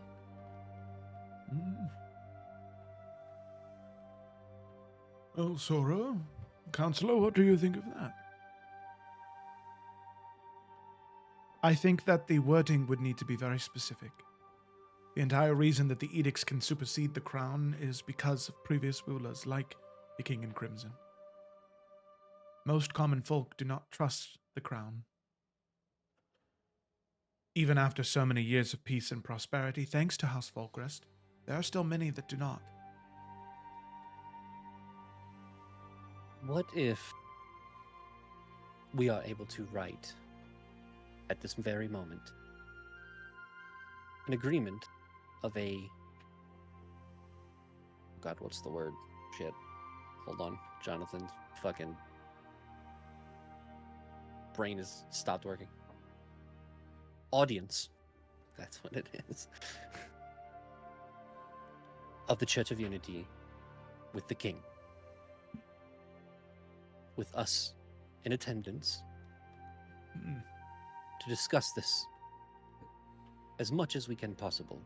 I know that we do not have a lot of time to make sure that we have dotted our I's and crossed our T's, but at least ensure that there will be a meeting. Counselor, what do you think of that? I think that that is a decision that the High Arbiter would need to make. To me, I would be in agreement. If so works out, I am as well. I've been meaning to return to Crown's Rest for some time. I have been too cloistered here within Faithspire.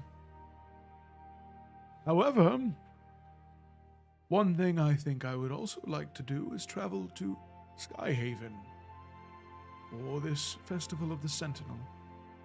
Perhaps the ships of the Church of Unity could sail side by side with that of the Crown's King's Hand, and I could bestow a blessing upon the Sentinel when they are chosen. And then we return to Crown's Rest with all of you, and the audience can be had then.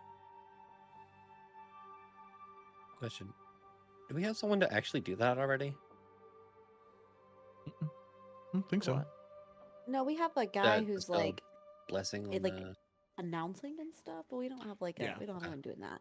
I mean, either Yeah, we don't or, have it doesn't... religious ties to it. Okay, I think, either I think or we is keep the good. blessing. I don't like that he's wanting to be so moseyed up to where we are. That gives me red flags. Church of Unity is cool, dude. They're okay. They're like as close to the Church of the Unbroken as they can be, without them just not being the same. I believe a blessing would be most welcome for the new Sentinel. However, it is likely that we'll be dealing with other business prior to the festival. Perhaps it'd be more agreeable for you to meet us there. And then perhaps we can discuss our travel to Crown's Rest after.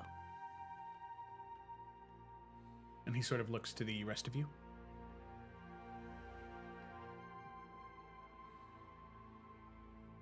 Is everybody in We're agreement gonna with pick what up that Sam- one kid. Do you guys remember that? Like, we're going to Arkenvale. Like, we have shit to do. Yeah, we yeah. don't really have time to. I think that's a good idea because the closer and like the snugglier we look with this church, it can isolate us from other churches. Yeah, and it Oh, doesn't. yeah. We're not trying to be disrespectful. Dante's being accurate. We do have other stuff we have to Mhm. do. He was just looking to see if there was Issues. any disagreement, any dissent within the king's hand. No, we Yeah, Edwin agreed speaks up and says, sometimes. Nope. "Fuck Xanthi, I don't like this plan." Yeah, y'all always do. Edwin's not cursed once. Edwin, just nods in agreement.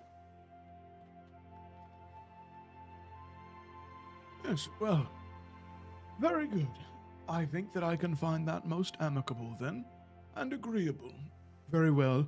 You all will take care of whatever business you need, and we will meet all of you within the city of Skyhaven for the Sentinels Festival. There is one concern, though, that I still have. I will sign your writ, and I will support your inquiry into the investigation of Derek Marathis, but what of Lady Iridessa? I worry, if all of you are concerned with her welfare, should we make this writ public? And should we march upon that rectory and attempt to challenge Derek's edict? I fear that perhaps things could take a dark turn. All we are looking for is access to Lady Iridessa. If there is an investigation and we find probable cause, that I don't think anyone here wants to stop the investigation if there is something to investigate. We just want to make sure that Lady Iridessa is alive, safe, secure, and being held for reasons that make sense. And if I- there is corruption, we will gladly step aside to allow that investigation to continue. The writ will allow us entry to see Lady Iridessa, per the words of the High Sun Keeper. I do not think that there is a need to march down the gates and confront Derek.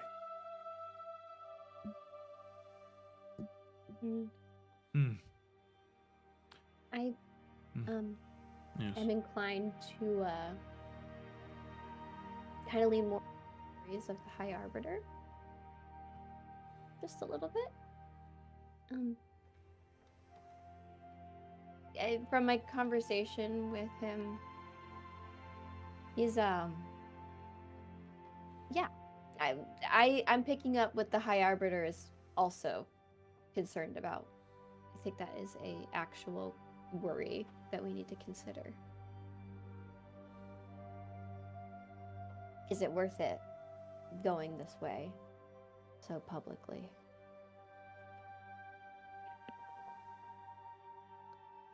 I believe it is important for us to show the concern for the Paramounts.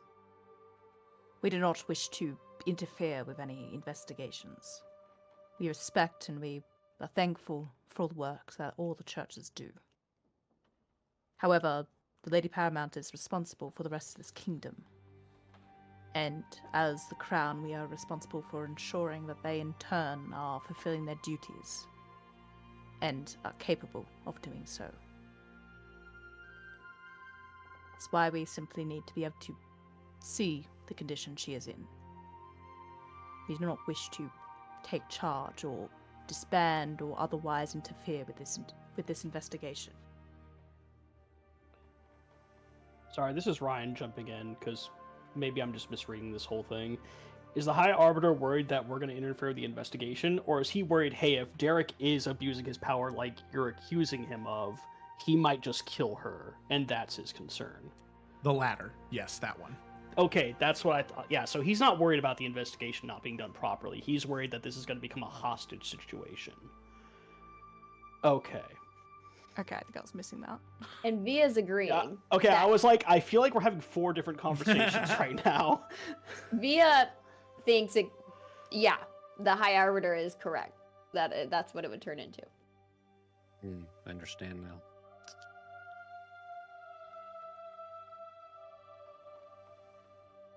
And I think that is a conversation we need to have in next steps.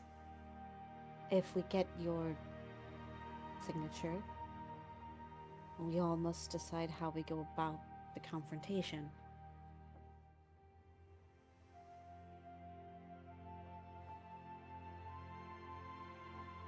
It's a good point that you have raised.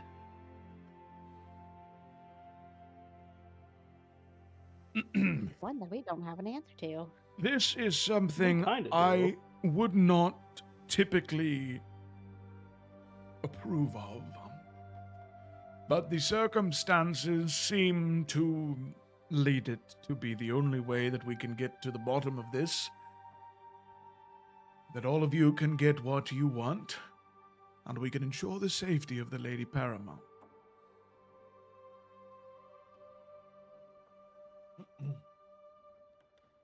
You've We spoken with appreciate.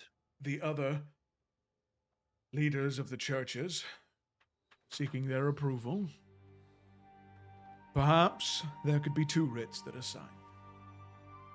One in secrecy, that all of us give you permission to interfere with Derek's investigation to ensure the Lady Paramount is safe and secure, and that she is not corrupted. And another, more publicly,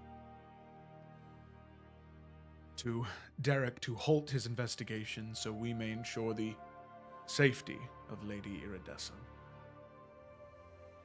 If you confirm she is safe and secured and that she is not corrupted, then perhaps removing her from the situation, from underneath the nose of Derek Marathis, would be the proper move.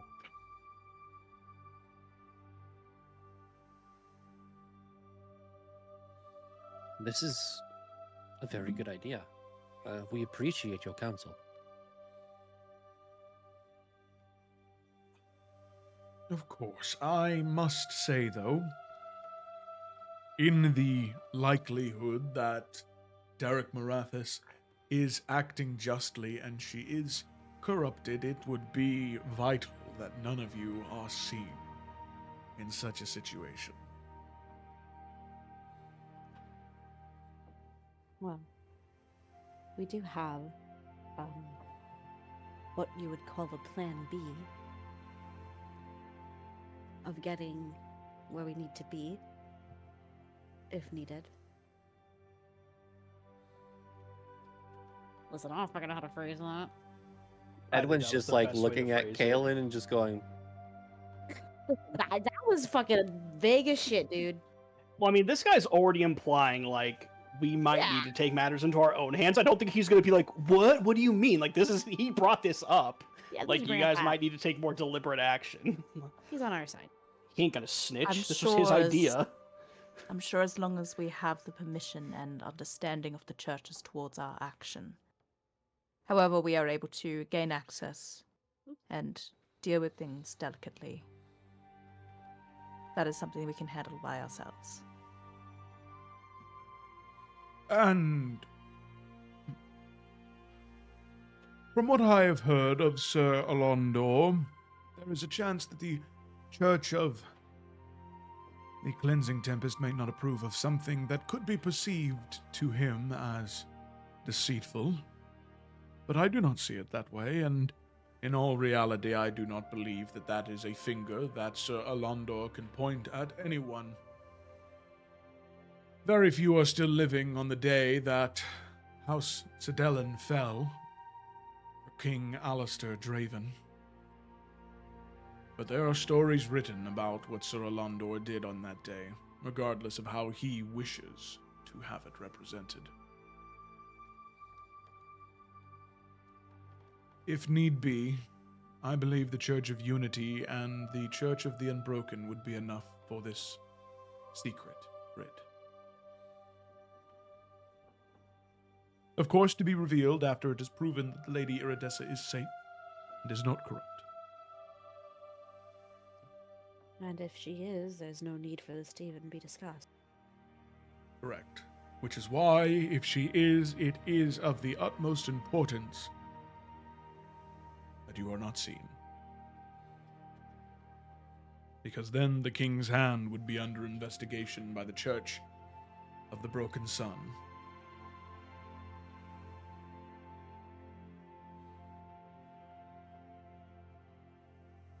Yeah.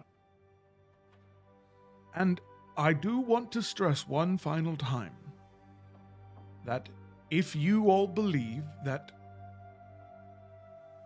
if there is a chance all of you believe that Derek Marathis is not abusing his power, then perhaps it would be best to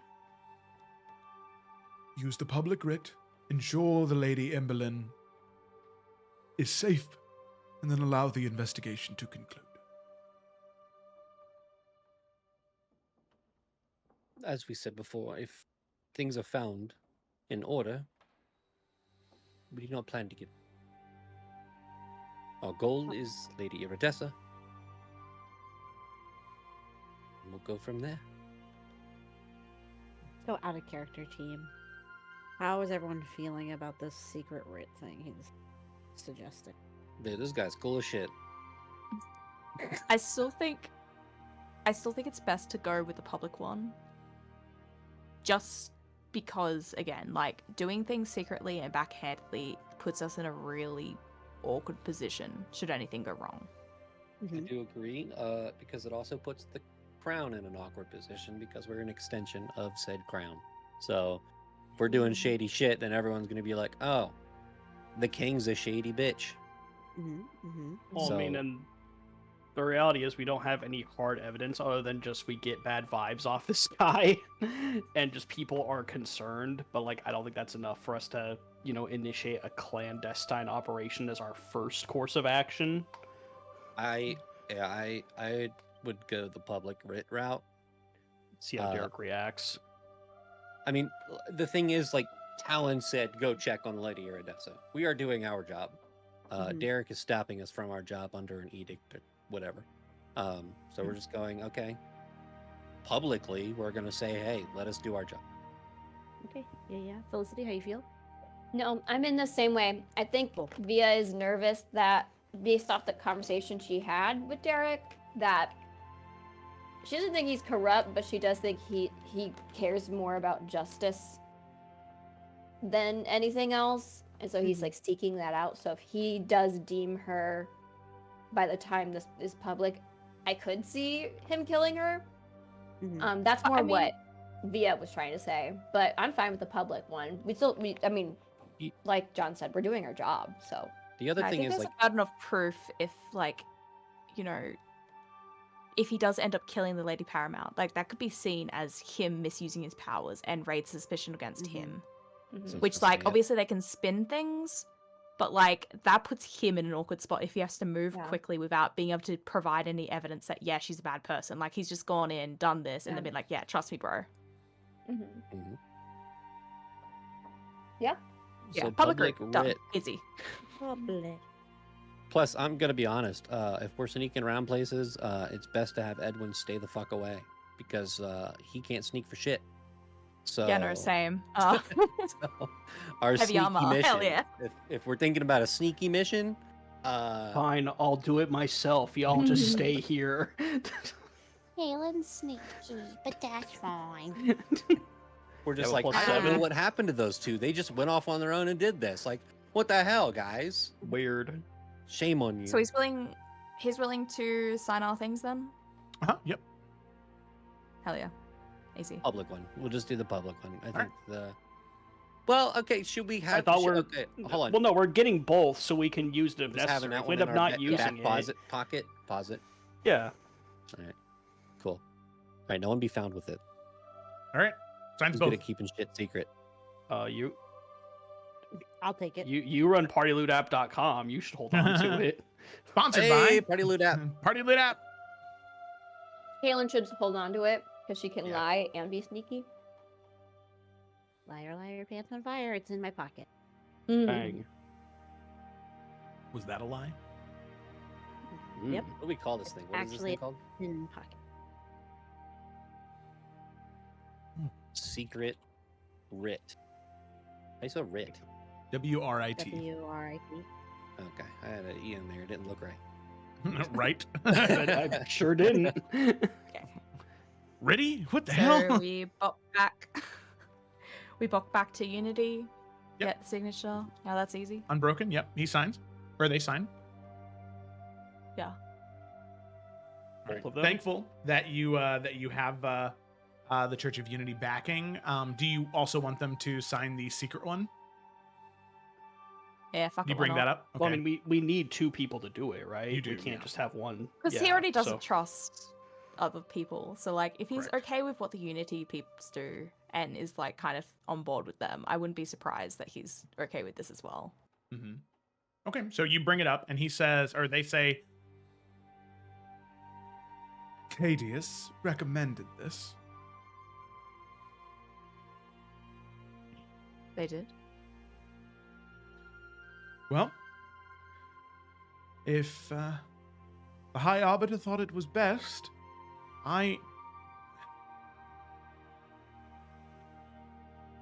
It's not a suppose- route that we wish to exactly go with either. Let that be more than clear. No, that's not my concern. I think it is. When all of you were gone, I decided to look into more records of the Church of the Broken Sun. Derek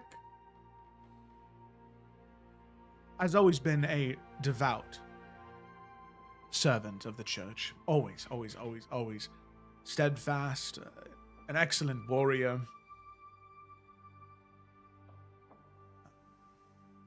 But he has been known to... He's risk adverse, I would say.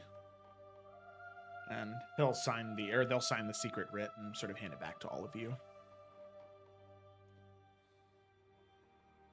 Derek Marathis, I have read, seems to believe that some amount of sacrifice for the greater good is more than permissible. There's a chance that it could help the sun glow brighter, or prevent Kythons or any remnants, vestiges of void return, he would take it. So you've read that he's become a zealot. I wouldn't say he's a zealot. No. Alandor is a zealot. Fair. Derek... As I said, Derek is risk averse. If he's 50-50 that someone is corrupt or not, it is a safer bet to him to assume they are. But most of the time, from what I've read, he won't act unless evidence is put before him.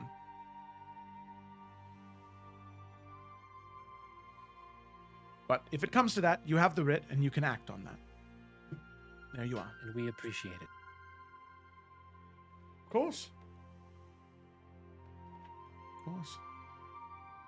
Best of luck to all of you, and I hope that you all find some validation that the Lady Iridessa is safe. Thank you for your time again, Shield Bearer. Of course. Thank you for your understanding, Brother Edwin, and to your understanding, King's Hand.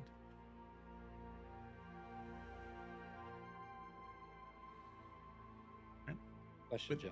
Yeah. Does the Church of the Unbroken have like a parting ways phrase? Or no? I'm just curious. Like, peace be with you or some shit like that. You know? And with your spirit. Stay Praise unbroken. Jesus. Yeah, it's typically a short, bow with fist to heart. Okay. Edwin does that. And Eridan, they will return the gesture.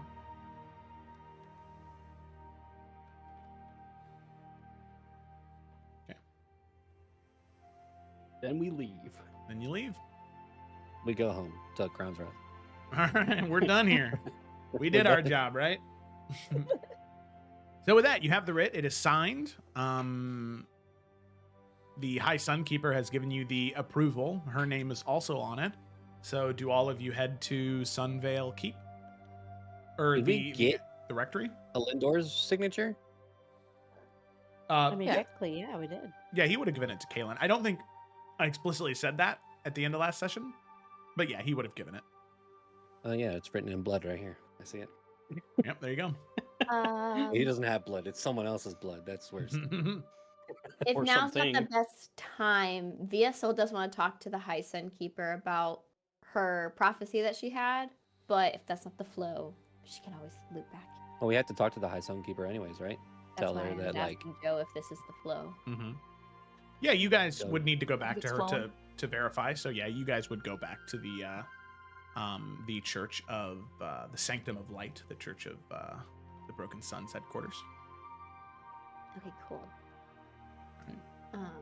So all of you make your way up to the room of Alondra Brightspark, and I'll go ahead and share this again. The older halfling woman. As all of you enter, you present the writ, and she'll say, Well, that is quite pleasing to my eyes to see. All 3 churches you've received backing from. Very good. well, and she will sort of pour she'll roll it up and pour a wax seal and press it with the symbol of the Church of the Broken Sun. Present this to the gods and make sure that Derek himself is the one to open it and read it. This should allow him, and at least give all of you the opportunity to ensure that the Lady Iridessa is safe and secure.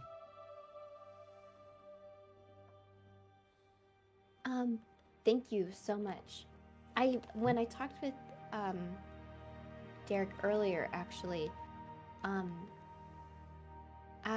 he was asking me about a prophecy that I had had recently, and I needed some clarification on it. Would you be able to assist me with that a little bit? He mentioned your name.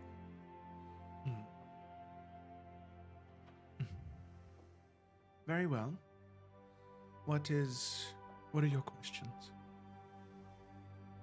So, and she's going to recite the words of the prophecy that she had. And she'll just say, I was wondering if you could help me decipher any meaning from this.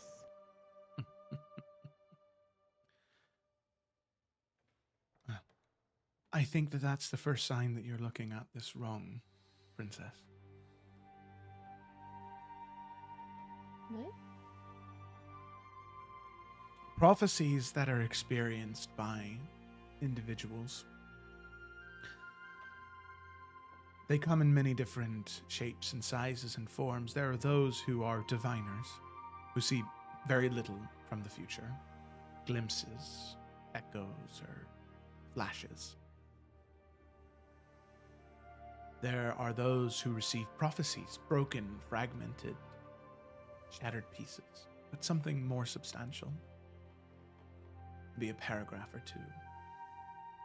And then there are prophets.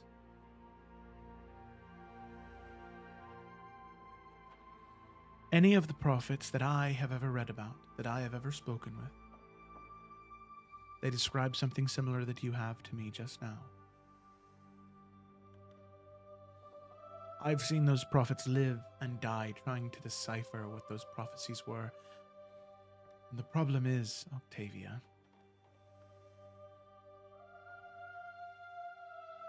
the moment you try to nail them down to one specific meaning or one specific purpose, you can lose yourself to them. Prophets who see their doom, their final moments, they do everything they can to avoid it, and they end up stumbling right into it. From what it sounds like to me, this child of light and storm ascend a seat of power, it would lead me to believe it is about the worm seat.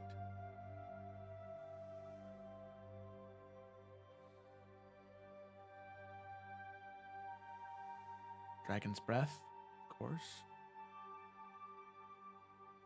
Crimson flood.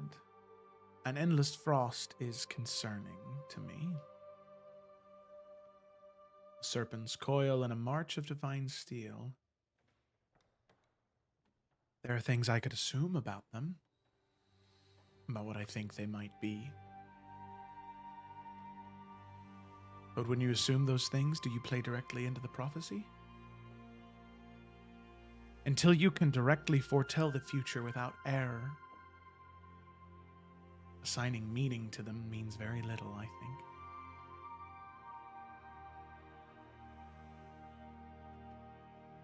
So, how do I use this as a tool and not a wound to myself?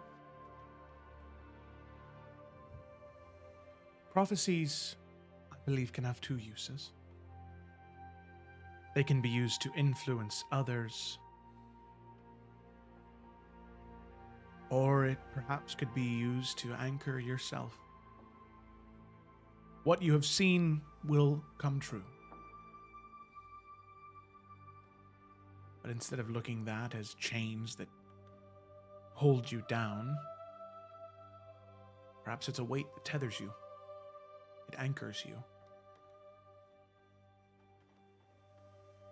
What I would be more concerned about is if visions, prophecies, foretellings of the future are more common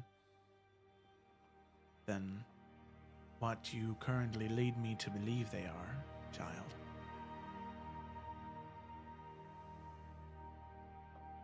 What do you mean? It is not natural for one to foretell the future consistently, frequently. Diviners, they see small pieces of the puzzle. Vague words. They see messages in smoke and incense. But to see something clear as day, like a painting, that is dangerous. Very dangerous. The way we understand the world works now, that shouldn't even be possible. To see that far in the future, that clearly.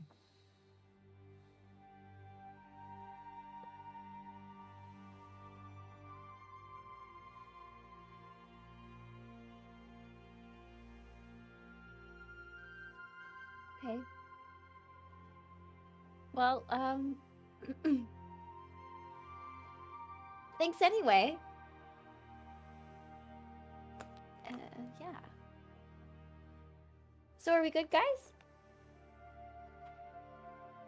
If you're a good wisp, we're good.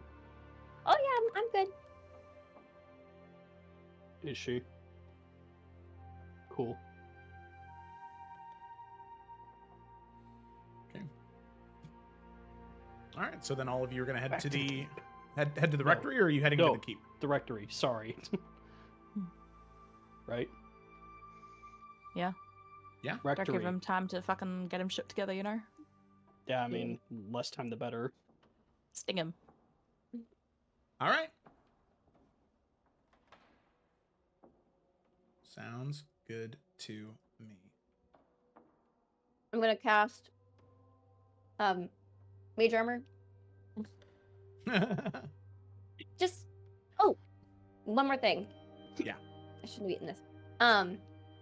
As we're walking over to the rectory, Bia will say, so since they kind of liked me in there, should I be the one to present this and see if I can make it a little more smooth and a little less Outside. tense? If you want to, yeah. I just thought it might help if I was the one kind of leading it. I just didn't know if anyone else really. It can't hurt. If he's doing what we're suspecting, no matter who presents it, it's going to go badly. If he's telling the truth, then perhaps having you present it is the best idea. Alrighty. Good luck. I mean, you guys will be there. Thanks. So, Before we go in, guidance. thank you. How long does guidance last? A minute. A minute. Start talking immediately. Get Derek here right now. Hey, 60 seconds is actually pretty long if you think about it. Not for someone to go Sure. get a guy and have him come back unless he's right in the Shit. next room. I assume there's like, because it's quarantined, I assume there's like 2 like cleric-y guard things right out front, right? Yeah, there are. Yeah. Okay, yeah, she'll walk up to them and say, we have a writ here from the churches, and the High Sunkeeper let me know that it should be brought to Derek as soon as possible, and he needs to be the one to open it. If you could please bring this over to him.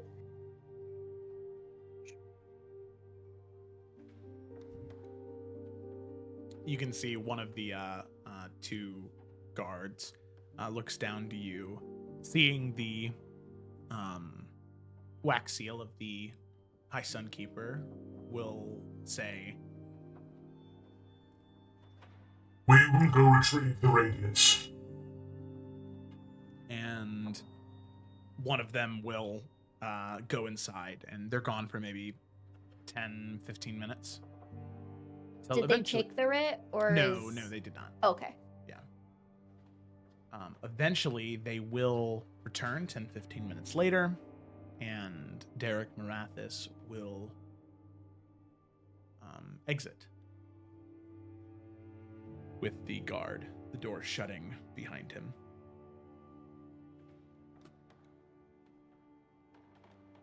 I see you have a writ from the High Sunkeeper. And he'll go to take it. She'll hand it over. And break the wax seal, and he'll unfurl it and begin to read. Yes. And he'll roll it back up and he'll hand it back to you. I can observe the writ, and I will act accordingly. I will bring Lady Iridessa here for all of you to speak with, but it should be known now. Within the rectory, we have finally discovered the proof we were seeking. Which is Relics of the Dragon's Triarchy. Specifically, idols, weapons, and reagents of Zazrus. is he implying that he found this stuff on her? Or in Within- her space? Within the rectory. Dumb I don't question. know. How big is the rectory? That's pretty big. I mean, it is probably the size of like comparatively like a large mansion, really. And they're confirmed hers and no one else's. Correct.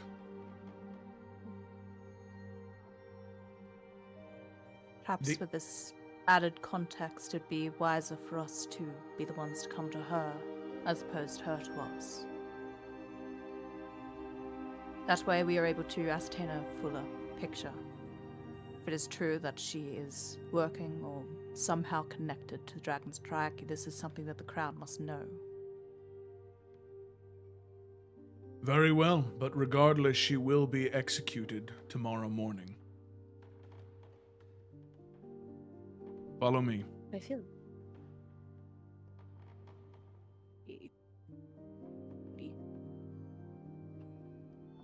Caitlin, were you going to say Follow. something? No. Following. I just. Okay. So with that, all of you are taken in, and then throughout the main floor of the rectory, where that sort of large central chamber is, and then eventually down into the basement of the rectory, into a private chapel at the very bottom of the basement. In the sort of far back corner, where you can see there are 2 pews, or there's 4 pews and some chairs, as well as an altar with several books of scripture there.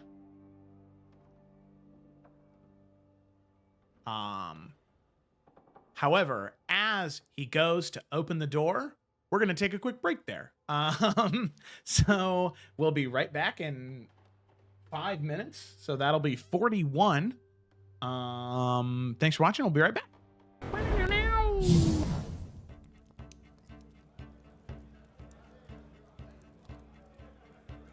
Potentially, Princess Octavia, that's something you might be able to assist with. I have a dealer who can procure chimeras, which would be quite the spectacle indeed. However, the creatures themselves, while they are a plight on some of the farmlands of Elysia, they still do need approval from the Praetor to be taken from the lands to be used in something like what we're doing. So, Octavia, if that's something you feel comfortable with, it'd probably mean more coming from his granddaughter, technically, as opposed to the Chancellor of the Treasury.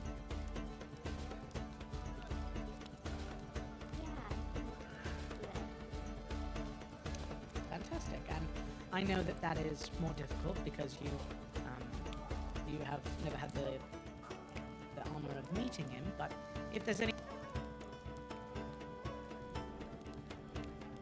Everything is fine.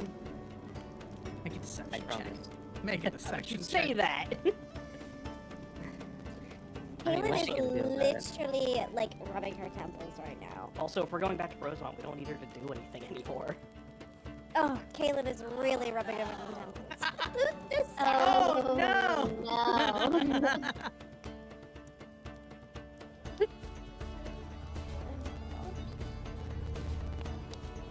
You see, she just kind of stares at you for a moment, and she whispers very low. Is there some...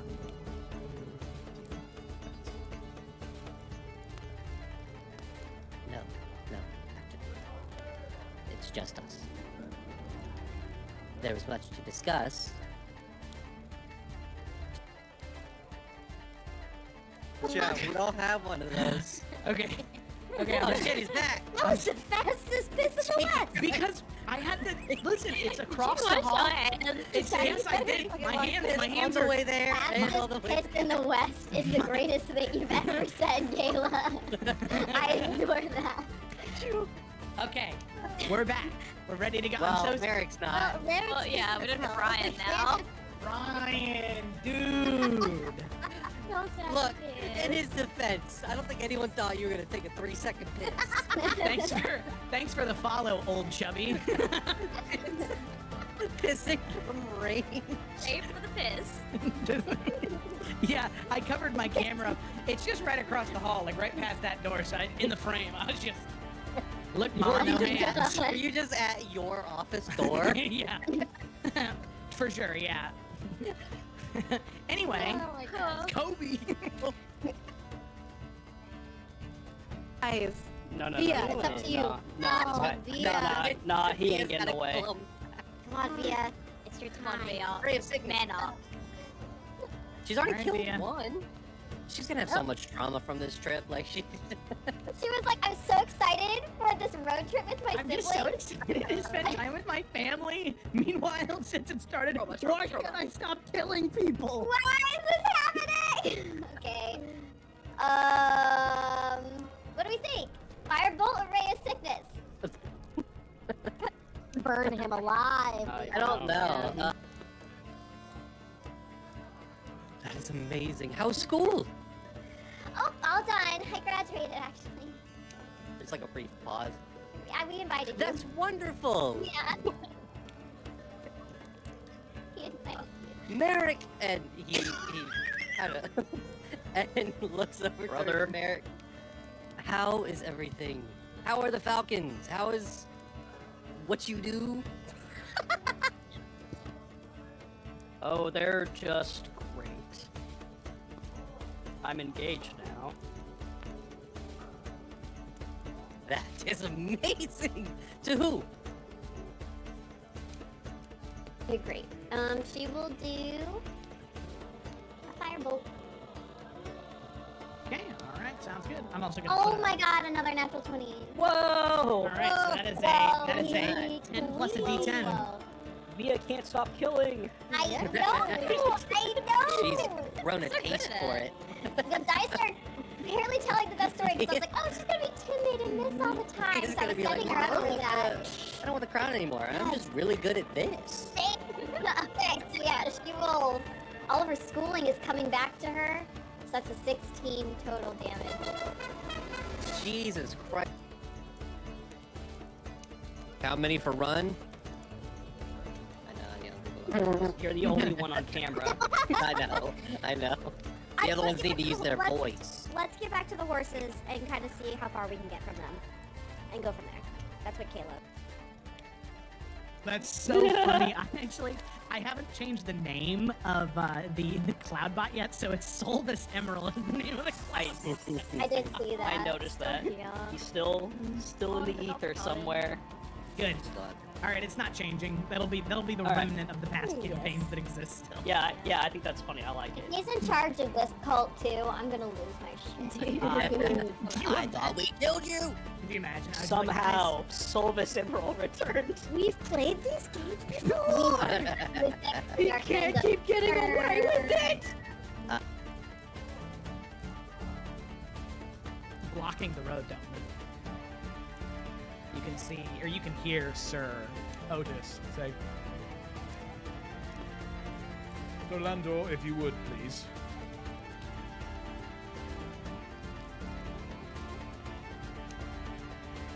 If you would please order your soldiers to move. They are no soldiers. Sir Otis. They're clergymen. Come, make way.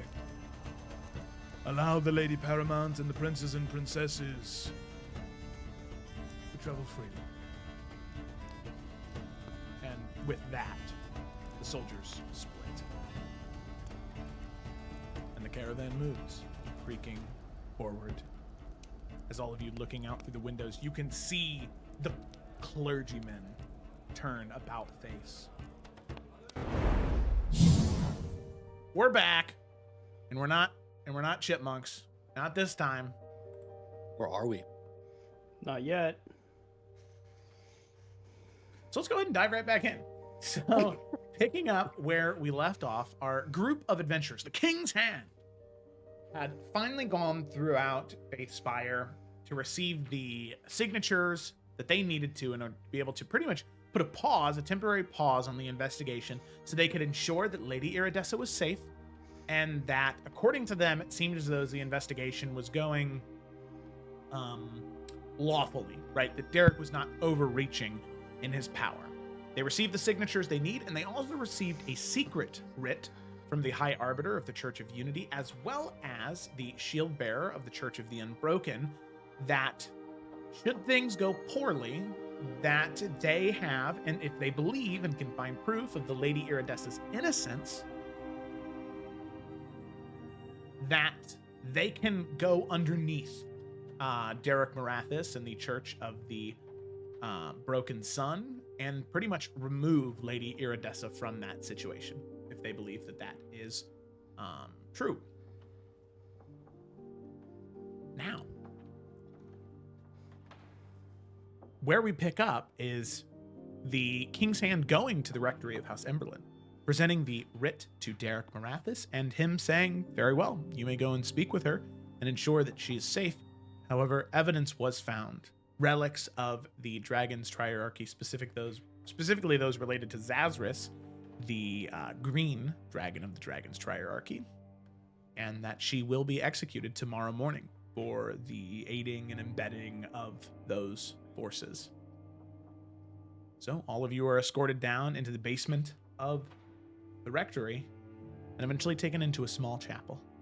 And as the doors open, there you see, sitting in front of the altar by her lonesome in this room, you can see her garb is well maintained, but you can see the Lady Iridessa does seem to be injured. It does seem as though there was some questioning done to her that was torturous in a way. It seemed to physically harm her in order to get the information they did. Derek will open the door for all of you, and he will say, You all may speak with the Lady Iridessa until you believe you have what you need.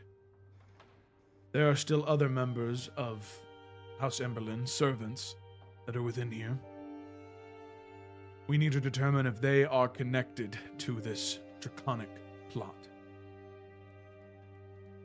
Now, please, ask your questions, and when you are finished, you will be escorted out.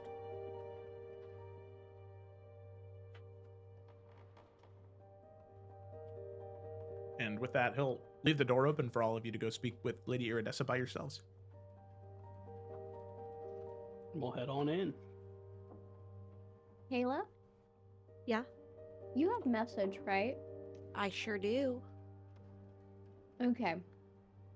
What you need, Just queen? gonna put that out there. Maybe while we ask questions, you also ask questions that just people can't hear. I don't know. Yeah, so Well, like the that. message still needs to be said out loud. So go in like Yeah. a corner, but Oh, like it don't does? go into like a Well, corner it of just the says church. whispered.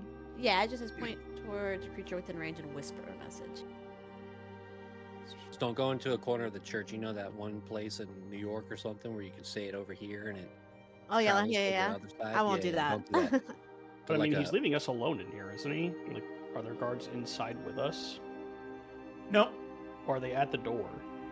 they are. He is at the door. Like he's gonna wait for you. I was at the like, I door. don't think he's leaving us alone. It's also magic. Also, real quick, Yeah. with our sewer entrance, whereabouts is that in terms of the rectory? I was just about to ask that. Well, let me go ahead and move you to. Oh. Let me throw down your boy Derek. Let me throw down his token real Wait, quick. battle map. Wait, hold on. Fucking chill out, dude. What the fuck you mean? Guess we gotta fight our way out of here, you know? That's correct. We would die. What do you mean? What is this lobster Also, thing quick right question, here? Joe. Yeah, what the In fuck the- is that fucking thing? In the The Well, no, it's statue. just It's a horse statue with a mace of- on a horse. it's a Oh, horse I with a guess, mace yeah. on a horse. Oh, I thought the horse's ass was It- like a seat. It looks like a guy with a giant centipede dick. I'm sorry, it doesn't look like that at all. I Yeah, was that's what I'm so saying as confused. well. It's a roasted Look up pig, Grumpine. guys. You both were thinking that? Yeah, That look was my at it. very All first three of thought. you? Get What your the minds fuck? out of it. Yes. All right. It I kind hate of it. looks For like her a pleasure, centipede. let love me you, tell Joe. you. So You're the best. Ripped for her Love you, pleasure. Joe. It's crazy. Merrick fuck is abdicates, that? I'm out. Oh my God. Anyways, Anyways, Sewer entrance. yeah. So the sewer entrance is those latrines right there. Oh yeah, dude. the See, we should have just did that Saucy. for the lulls, dude. Xanthi would have came out of there brown. just brown. I mean, she's all white, so it's just gonna soak up the color. The Curb Your Enthusiasm music plays. Anyway, let's play. All right. So all of you make your way in. The door shuts behind you, and the Lady Iridessa, she turns and sees all of you and says, "Thank the gods, someone else has arrived." And she will get up and she'll begin to move towards the five of you. Please, please, please, you have to get me out of here. There's information, a prophecy I saw. I need to leave. I need to get out of here. Word needs to be spread. Okay, slow down. There's only so much we can do. The first thing you need to tell us is everything that you've experienced while you've been here. And Kaylin is going to point to her, or not point to her, but like put her hand on her shoulder, and just under her breath, she's going to say, casting message. If you need to say it here, you can.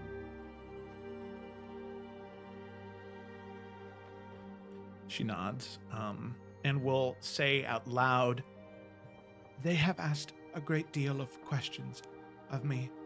in my time here. And in the message, Kaylin, she'll say, some of them were quite forceful.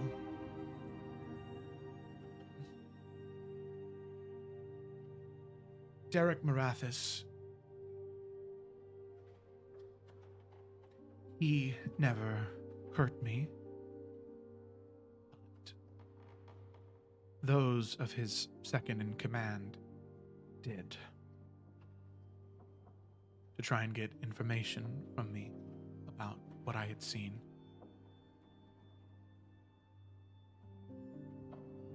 And she'll kind of say this out loud in more of a whispered tone. I did see a prophecy. It would have been almost 2 weeks ago, 3 weeks perhaps. I don't know, I've lost count. And let me go ahead and, actually, I got to Royal Timberland. Do I not have? That's too funny, dude. I do not have Gridessa on the thing. Okay. My bad. There you go. Lady Paramount, Lady Iridessa Emberlyn.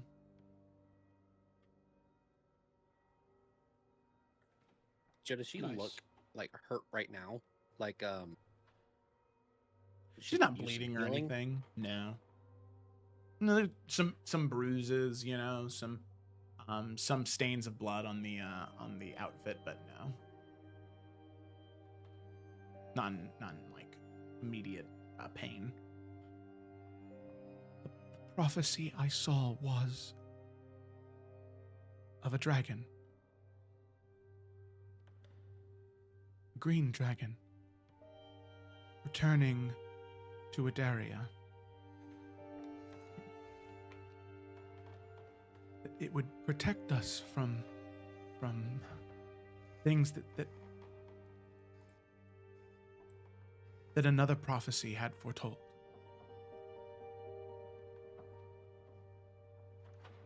Many of the churches, they believe in this dawn of unity.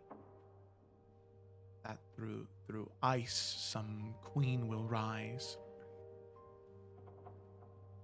Harsh stone unmoving.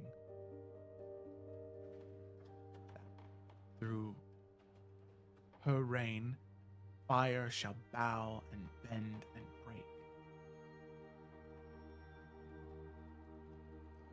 That this entire kingdom would be beholden to her, unwavering.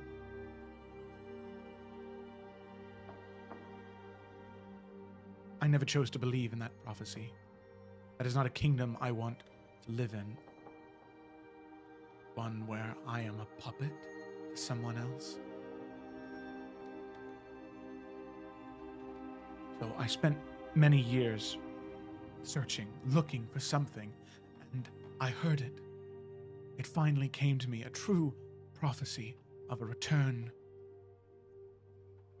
of at least one dragon.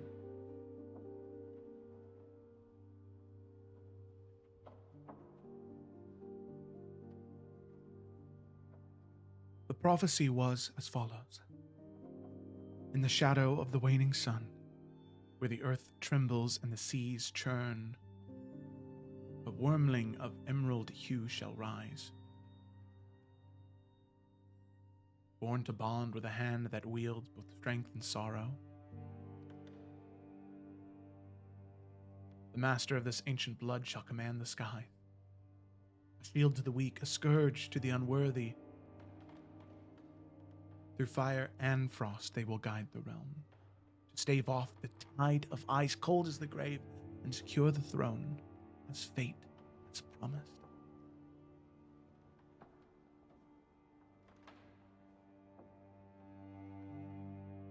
Hope.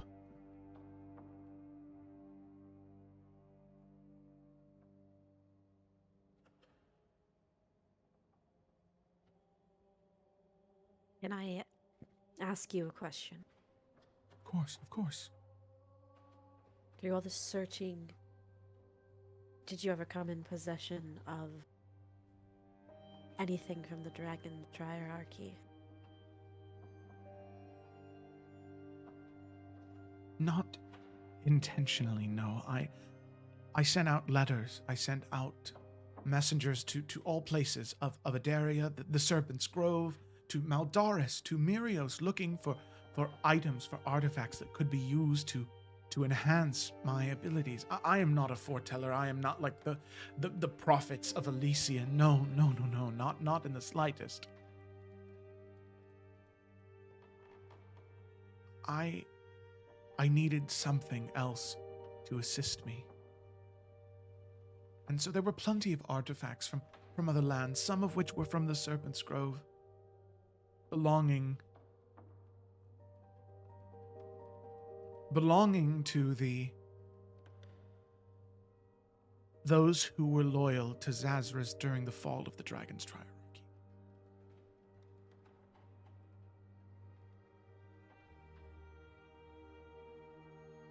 And it was through the use of those artifacts that you received this prophecy of dragons. No. It wasn't. They were But did you artifacts. receive the prophecy before or after you attained them? The artifacts belonging to Zazras, maybe 3-4 years ago, was when I received them first. And you can be certain that they have had no ability to affect you. I don't believe so. Anytime I tried to use those artifacts, nothing happened. But you were not certain, and you have tried to use them. Yes, I did, but nothing happened. Nothing came of it. There were many other Nothing that artifacts you from many other happened. cultures I tried. Did anyone else know about these artifacts that you had?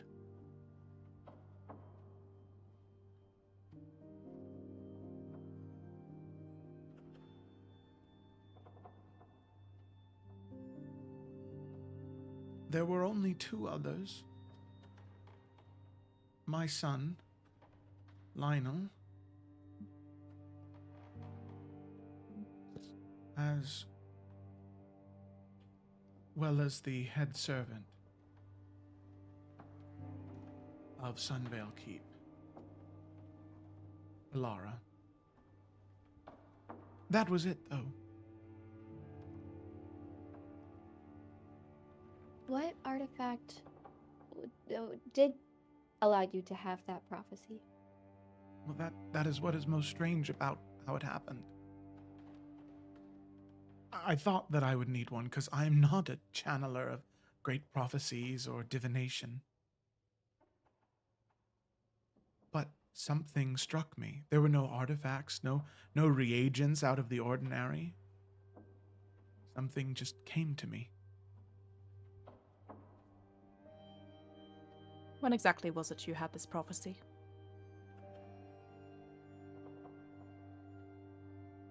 I believe 2.5 weeks ago. Maybe 2.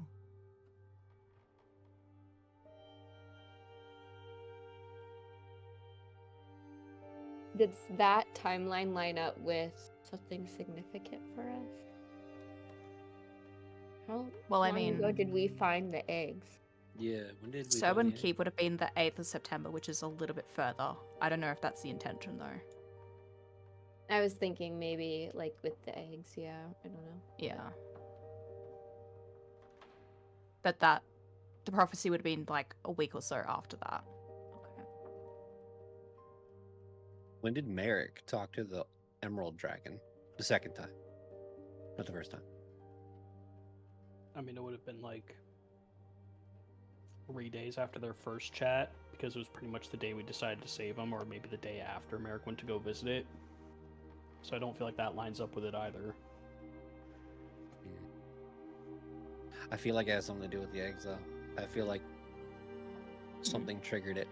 Something to a little mystic, little arcana stuff. Maybe it was just bad timing. And Yeah, maybe because just when it would have coincidence. happened was like week of traveling, basically. Yeah.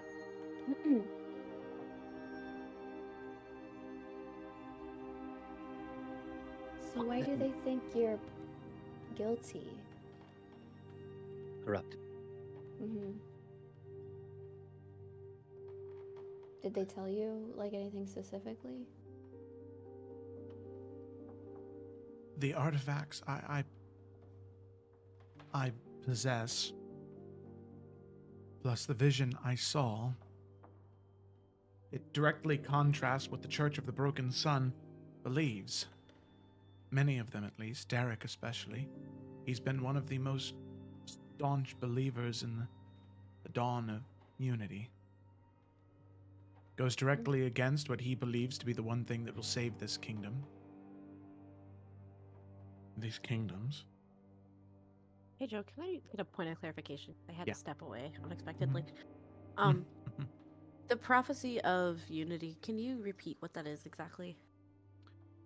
Yeah. So the prophecy of unity is one she was talking about was specifically talked about a queen rising to mend the frayed threads of fate, ice unbroken, unmoving, and through her reign fire shall bow, and the crimson tide shall break. I'm talking about all of these other things falling and breaking and bending a knee to her, unyielding, like fully controlled. And she like said the that, church is like with it, like they like that idea. Is yeah, that what he's at saying least at least Derek is a staunch believer in the prophecy of the dawn of unity. Okay, and so like they're the idea is they are so in love with that prophecy and wanting it to come true that anything that threatens that seems to ruffle their feathers. Yeah, a little bit, Especially when and he then was a dragon. finding the artifacts related to the Yeah. dragon's triarchy. Honest, got it. I swear to you, I am not some cultist. I'm not trying to bring back Zazris, Nidarion, and Xantarix. I'm not. This is No, something. you received a prophecy and you wanted to make an understanding of it. Yet Exactly. you use those tools and have admitted to communing with such tools. You must But they had no understand how that does effect. look against you, yes?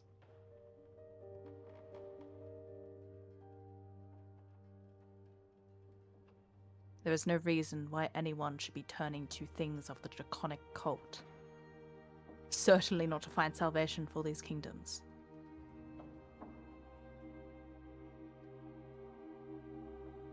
I understand. But what I can also say is that I am no cultist. But you can also not confirm that these idols have had no effect on you.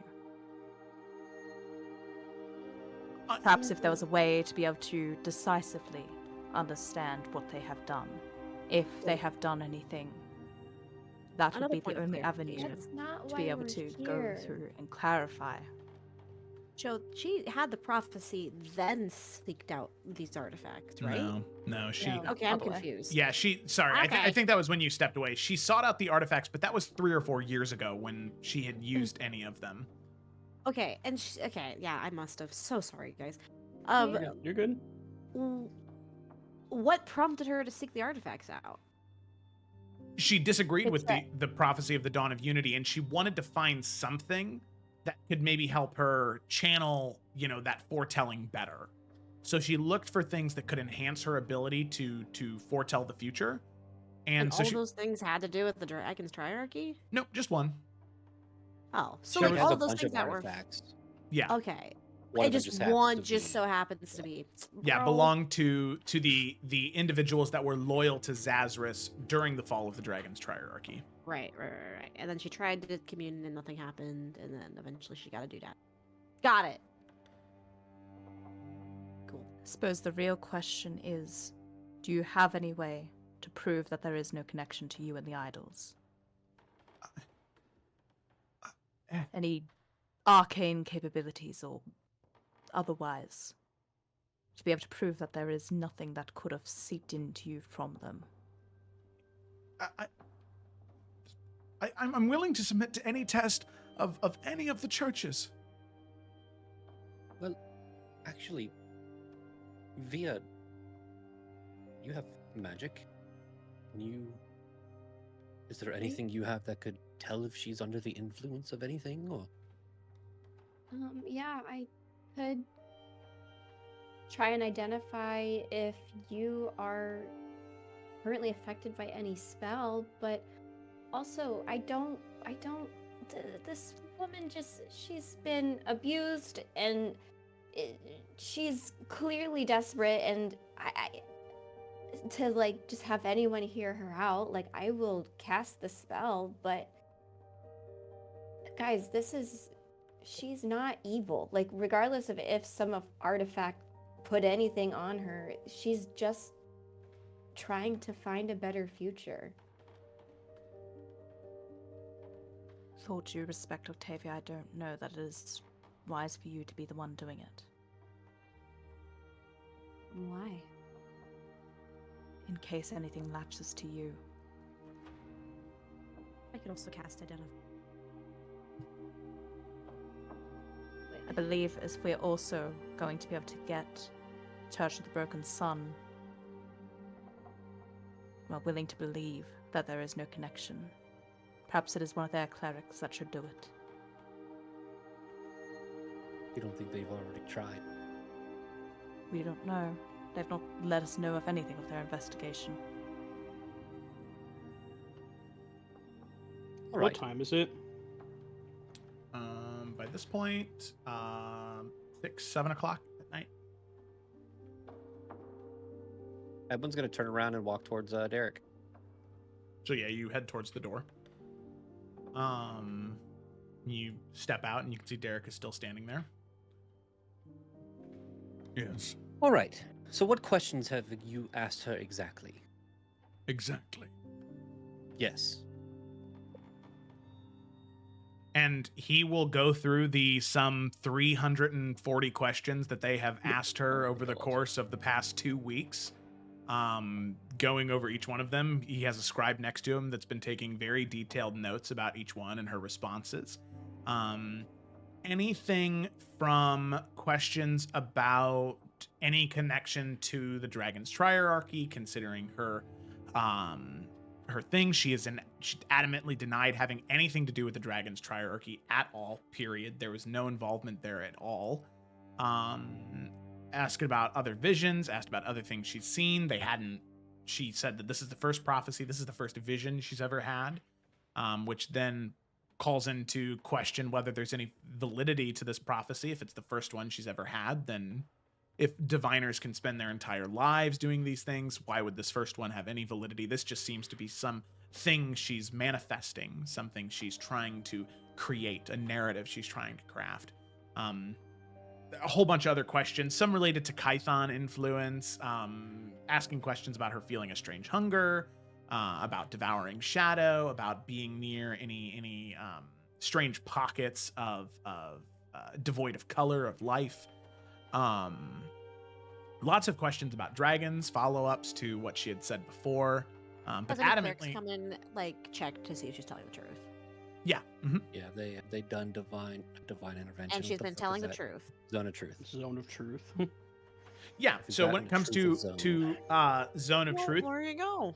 it is, by all accounts, according to the Zone of Truth spell, she is telling the truth. However, the one thing that they have encountered is that there are ways to override that spell. There are ways to talk around it. I mean, even as far as getting somebody to explicitly tell the truth through Zone of Truth, there are ways to break that spell or to ignore it. They've encountered powerful enough individuals that feign weakness, but can speak through it, and not be beholden to it. Well, and But the whole the idea thing- is Have if she's done what Xanthi is suggesting, though, like being able to detect if there is any connection between her and the idols, like not just questioning it, like some Yeah, kind of no. magic detection. There is no connection between them, but the thing is, she was so very adamant about having nothing to do with the Dragon's Triarchy, but then they found the artifact that directly... Yeah, but that's what I'm saying. Like not Yeah. not to the Dragon's Priority, but connections between Iridessa and the idols. Like if there's like any kind Currently- of like attunement there, have they been able to detect anything? Currently attuned, no. However, they do know that they are magical items that you would need to attune to, but she's not currently attuned to them now. And also is there they- any way to detect if she has been at any point? Like, is that a thing that they can do, or That is not possible, no. Okay. The And best they've they asked can her do the is some type question- of like detect good or evil, but that's not something that is directly applicable here either, since that's detecting for like fiendish influence.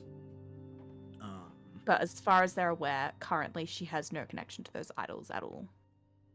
No, but she did, according to them, it does seem as though she lied about having any connection to those artifacts. But Yeah, but I'm not just talking about like what she's saying, like not like asking her, "Are you connected to?" Like actual like detection things. Yeah, according to the detection, she is not currently connected to those artifacts. Okay. They also asked. She also told them that about her whole spiel of going to get any artifacts she didn't know that they were, she got them specifically just to enhance her ability to prophesize. Yeah. Okay. So after all that,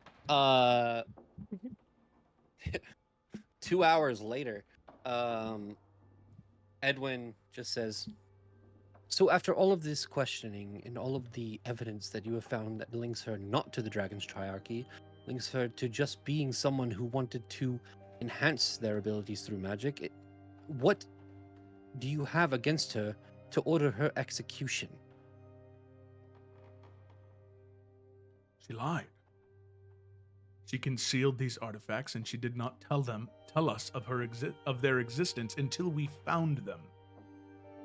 Out of due respect, are we supposed to execute every liar in the kingdom? Do you not think that she was fearful for her life?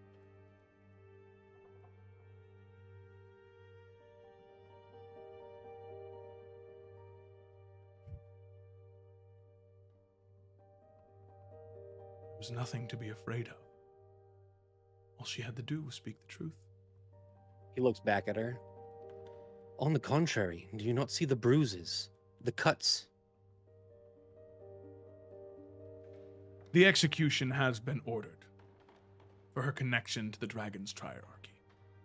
To which you have no evidence that she was connected through your own words. The artifact is the only thing that connects her, which you have told me she has no connection to it magically, attuned. She just received them. And she used it. 3 years ago. Among other artifacts that she used, not just that one.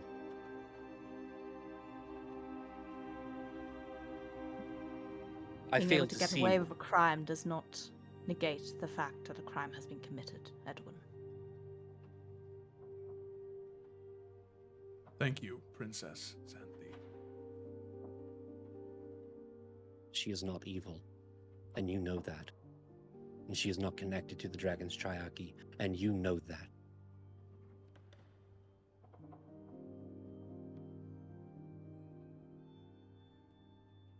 But she is, and we do.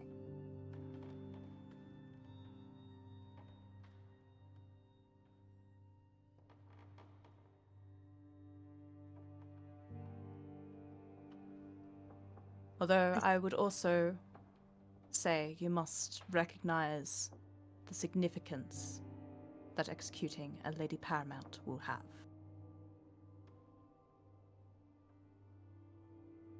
I do. And it would send a message to any other Lord or Lady Paramount that none of them are above the law. It also sends a message that anybody who has a different belief than you is to be executed at the wave of your hand. This is not justice. This is different from different beliefs. What I'm more so saying is that in executing Lady Emberlyn, it brings into the question of the security of all of her house, of all of this part of Adaria. Tell me, do you have plans in place for what happens there? How you are going to be able to secure and ensure that this part remains stable, does not lead into chaos? Have you thought of that in her execution? That is not our responsibility. Our responsibility is to seek out corruption and kill it. And that is what we will do. She has a son. Provided that son is not corrupted, then he will assume that throne. He will lead House Emberlyn, and if he is suspect of falling into the same foul nature that she has, then he will be questioned and he will be executed. But corruption is born from disorder, is it not?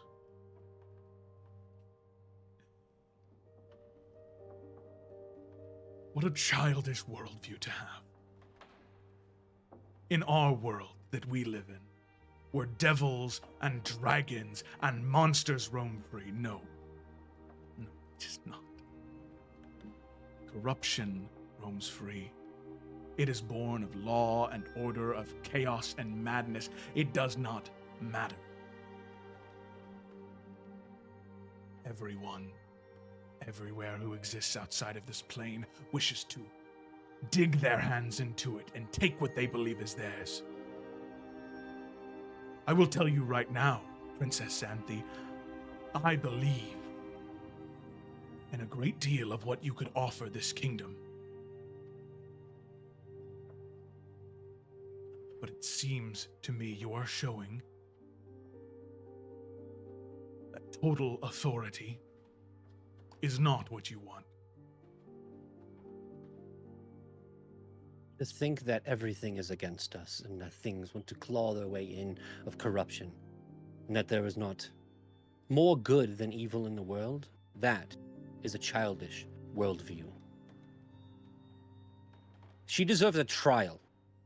She has had one. She has had one here, with your church, under your jurisdiction, with no one else. That is what our job is, Edwin Falkrest. It is to seek out corruption job. and destroy it. And how exactly does that work when no one else can tell what you are doing? You are the lay of the land? Are you the king of Adaria? The king of Adaria. So would you not challenge Alistair Draven, the man who slaughtered your lineage,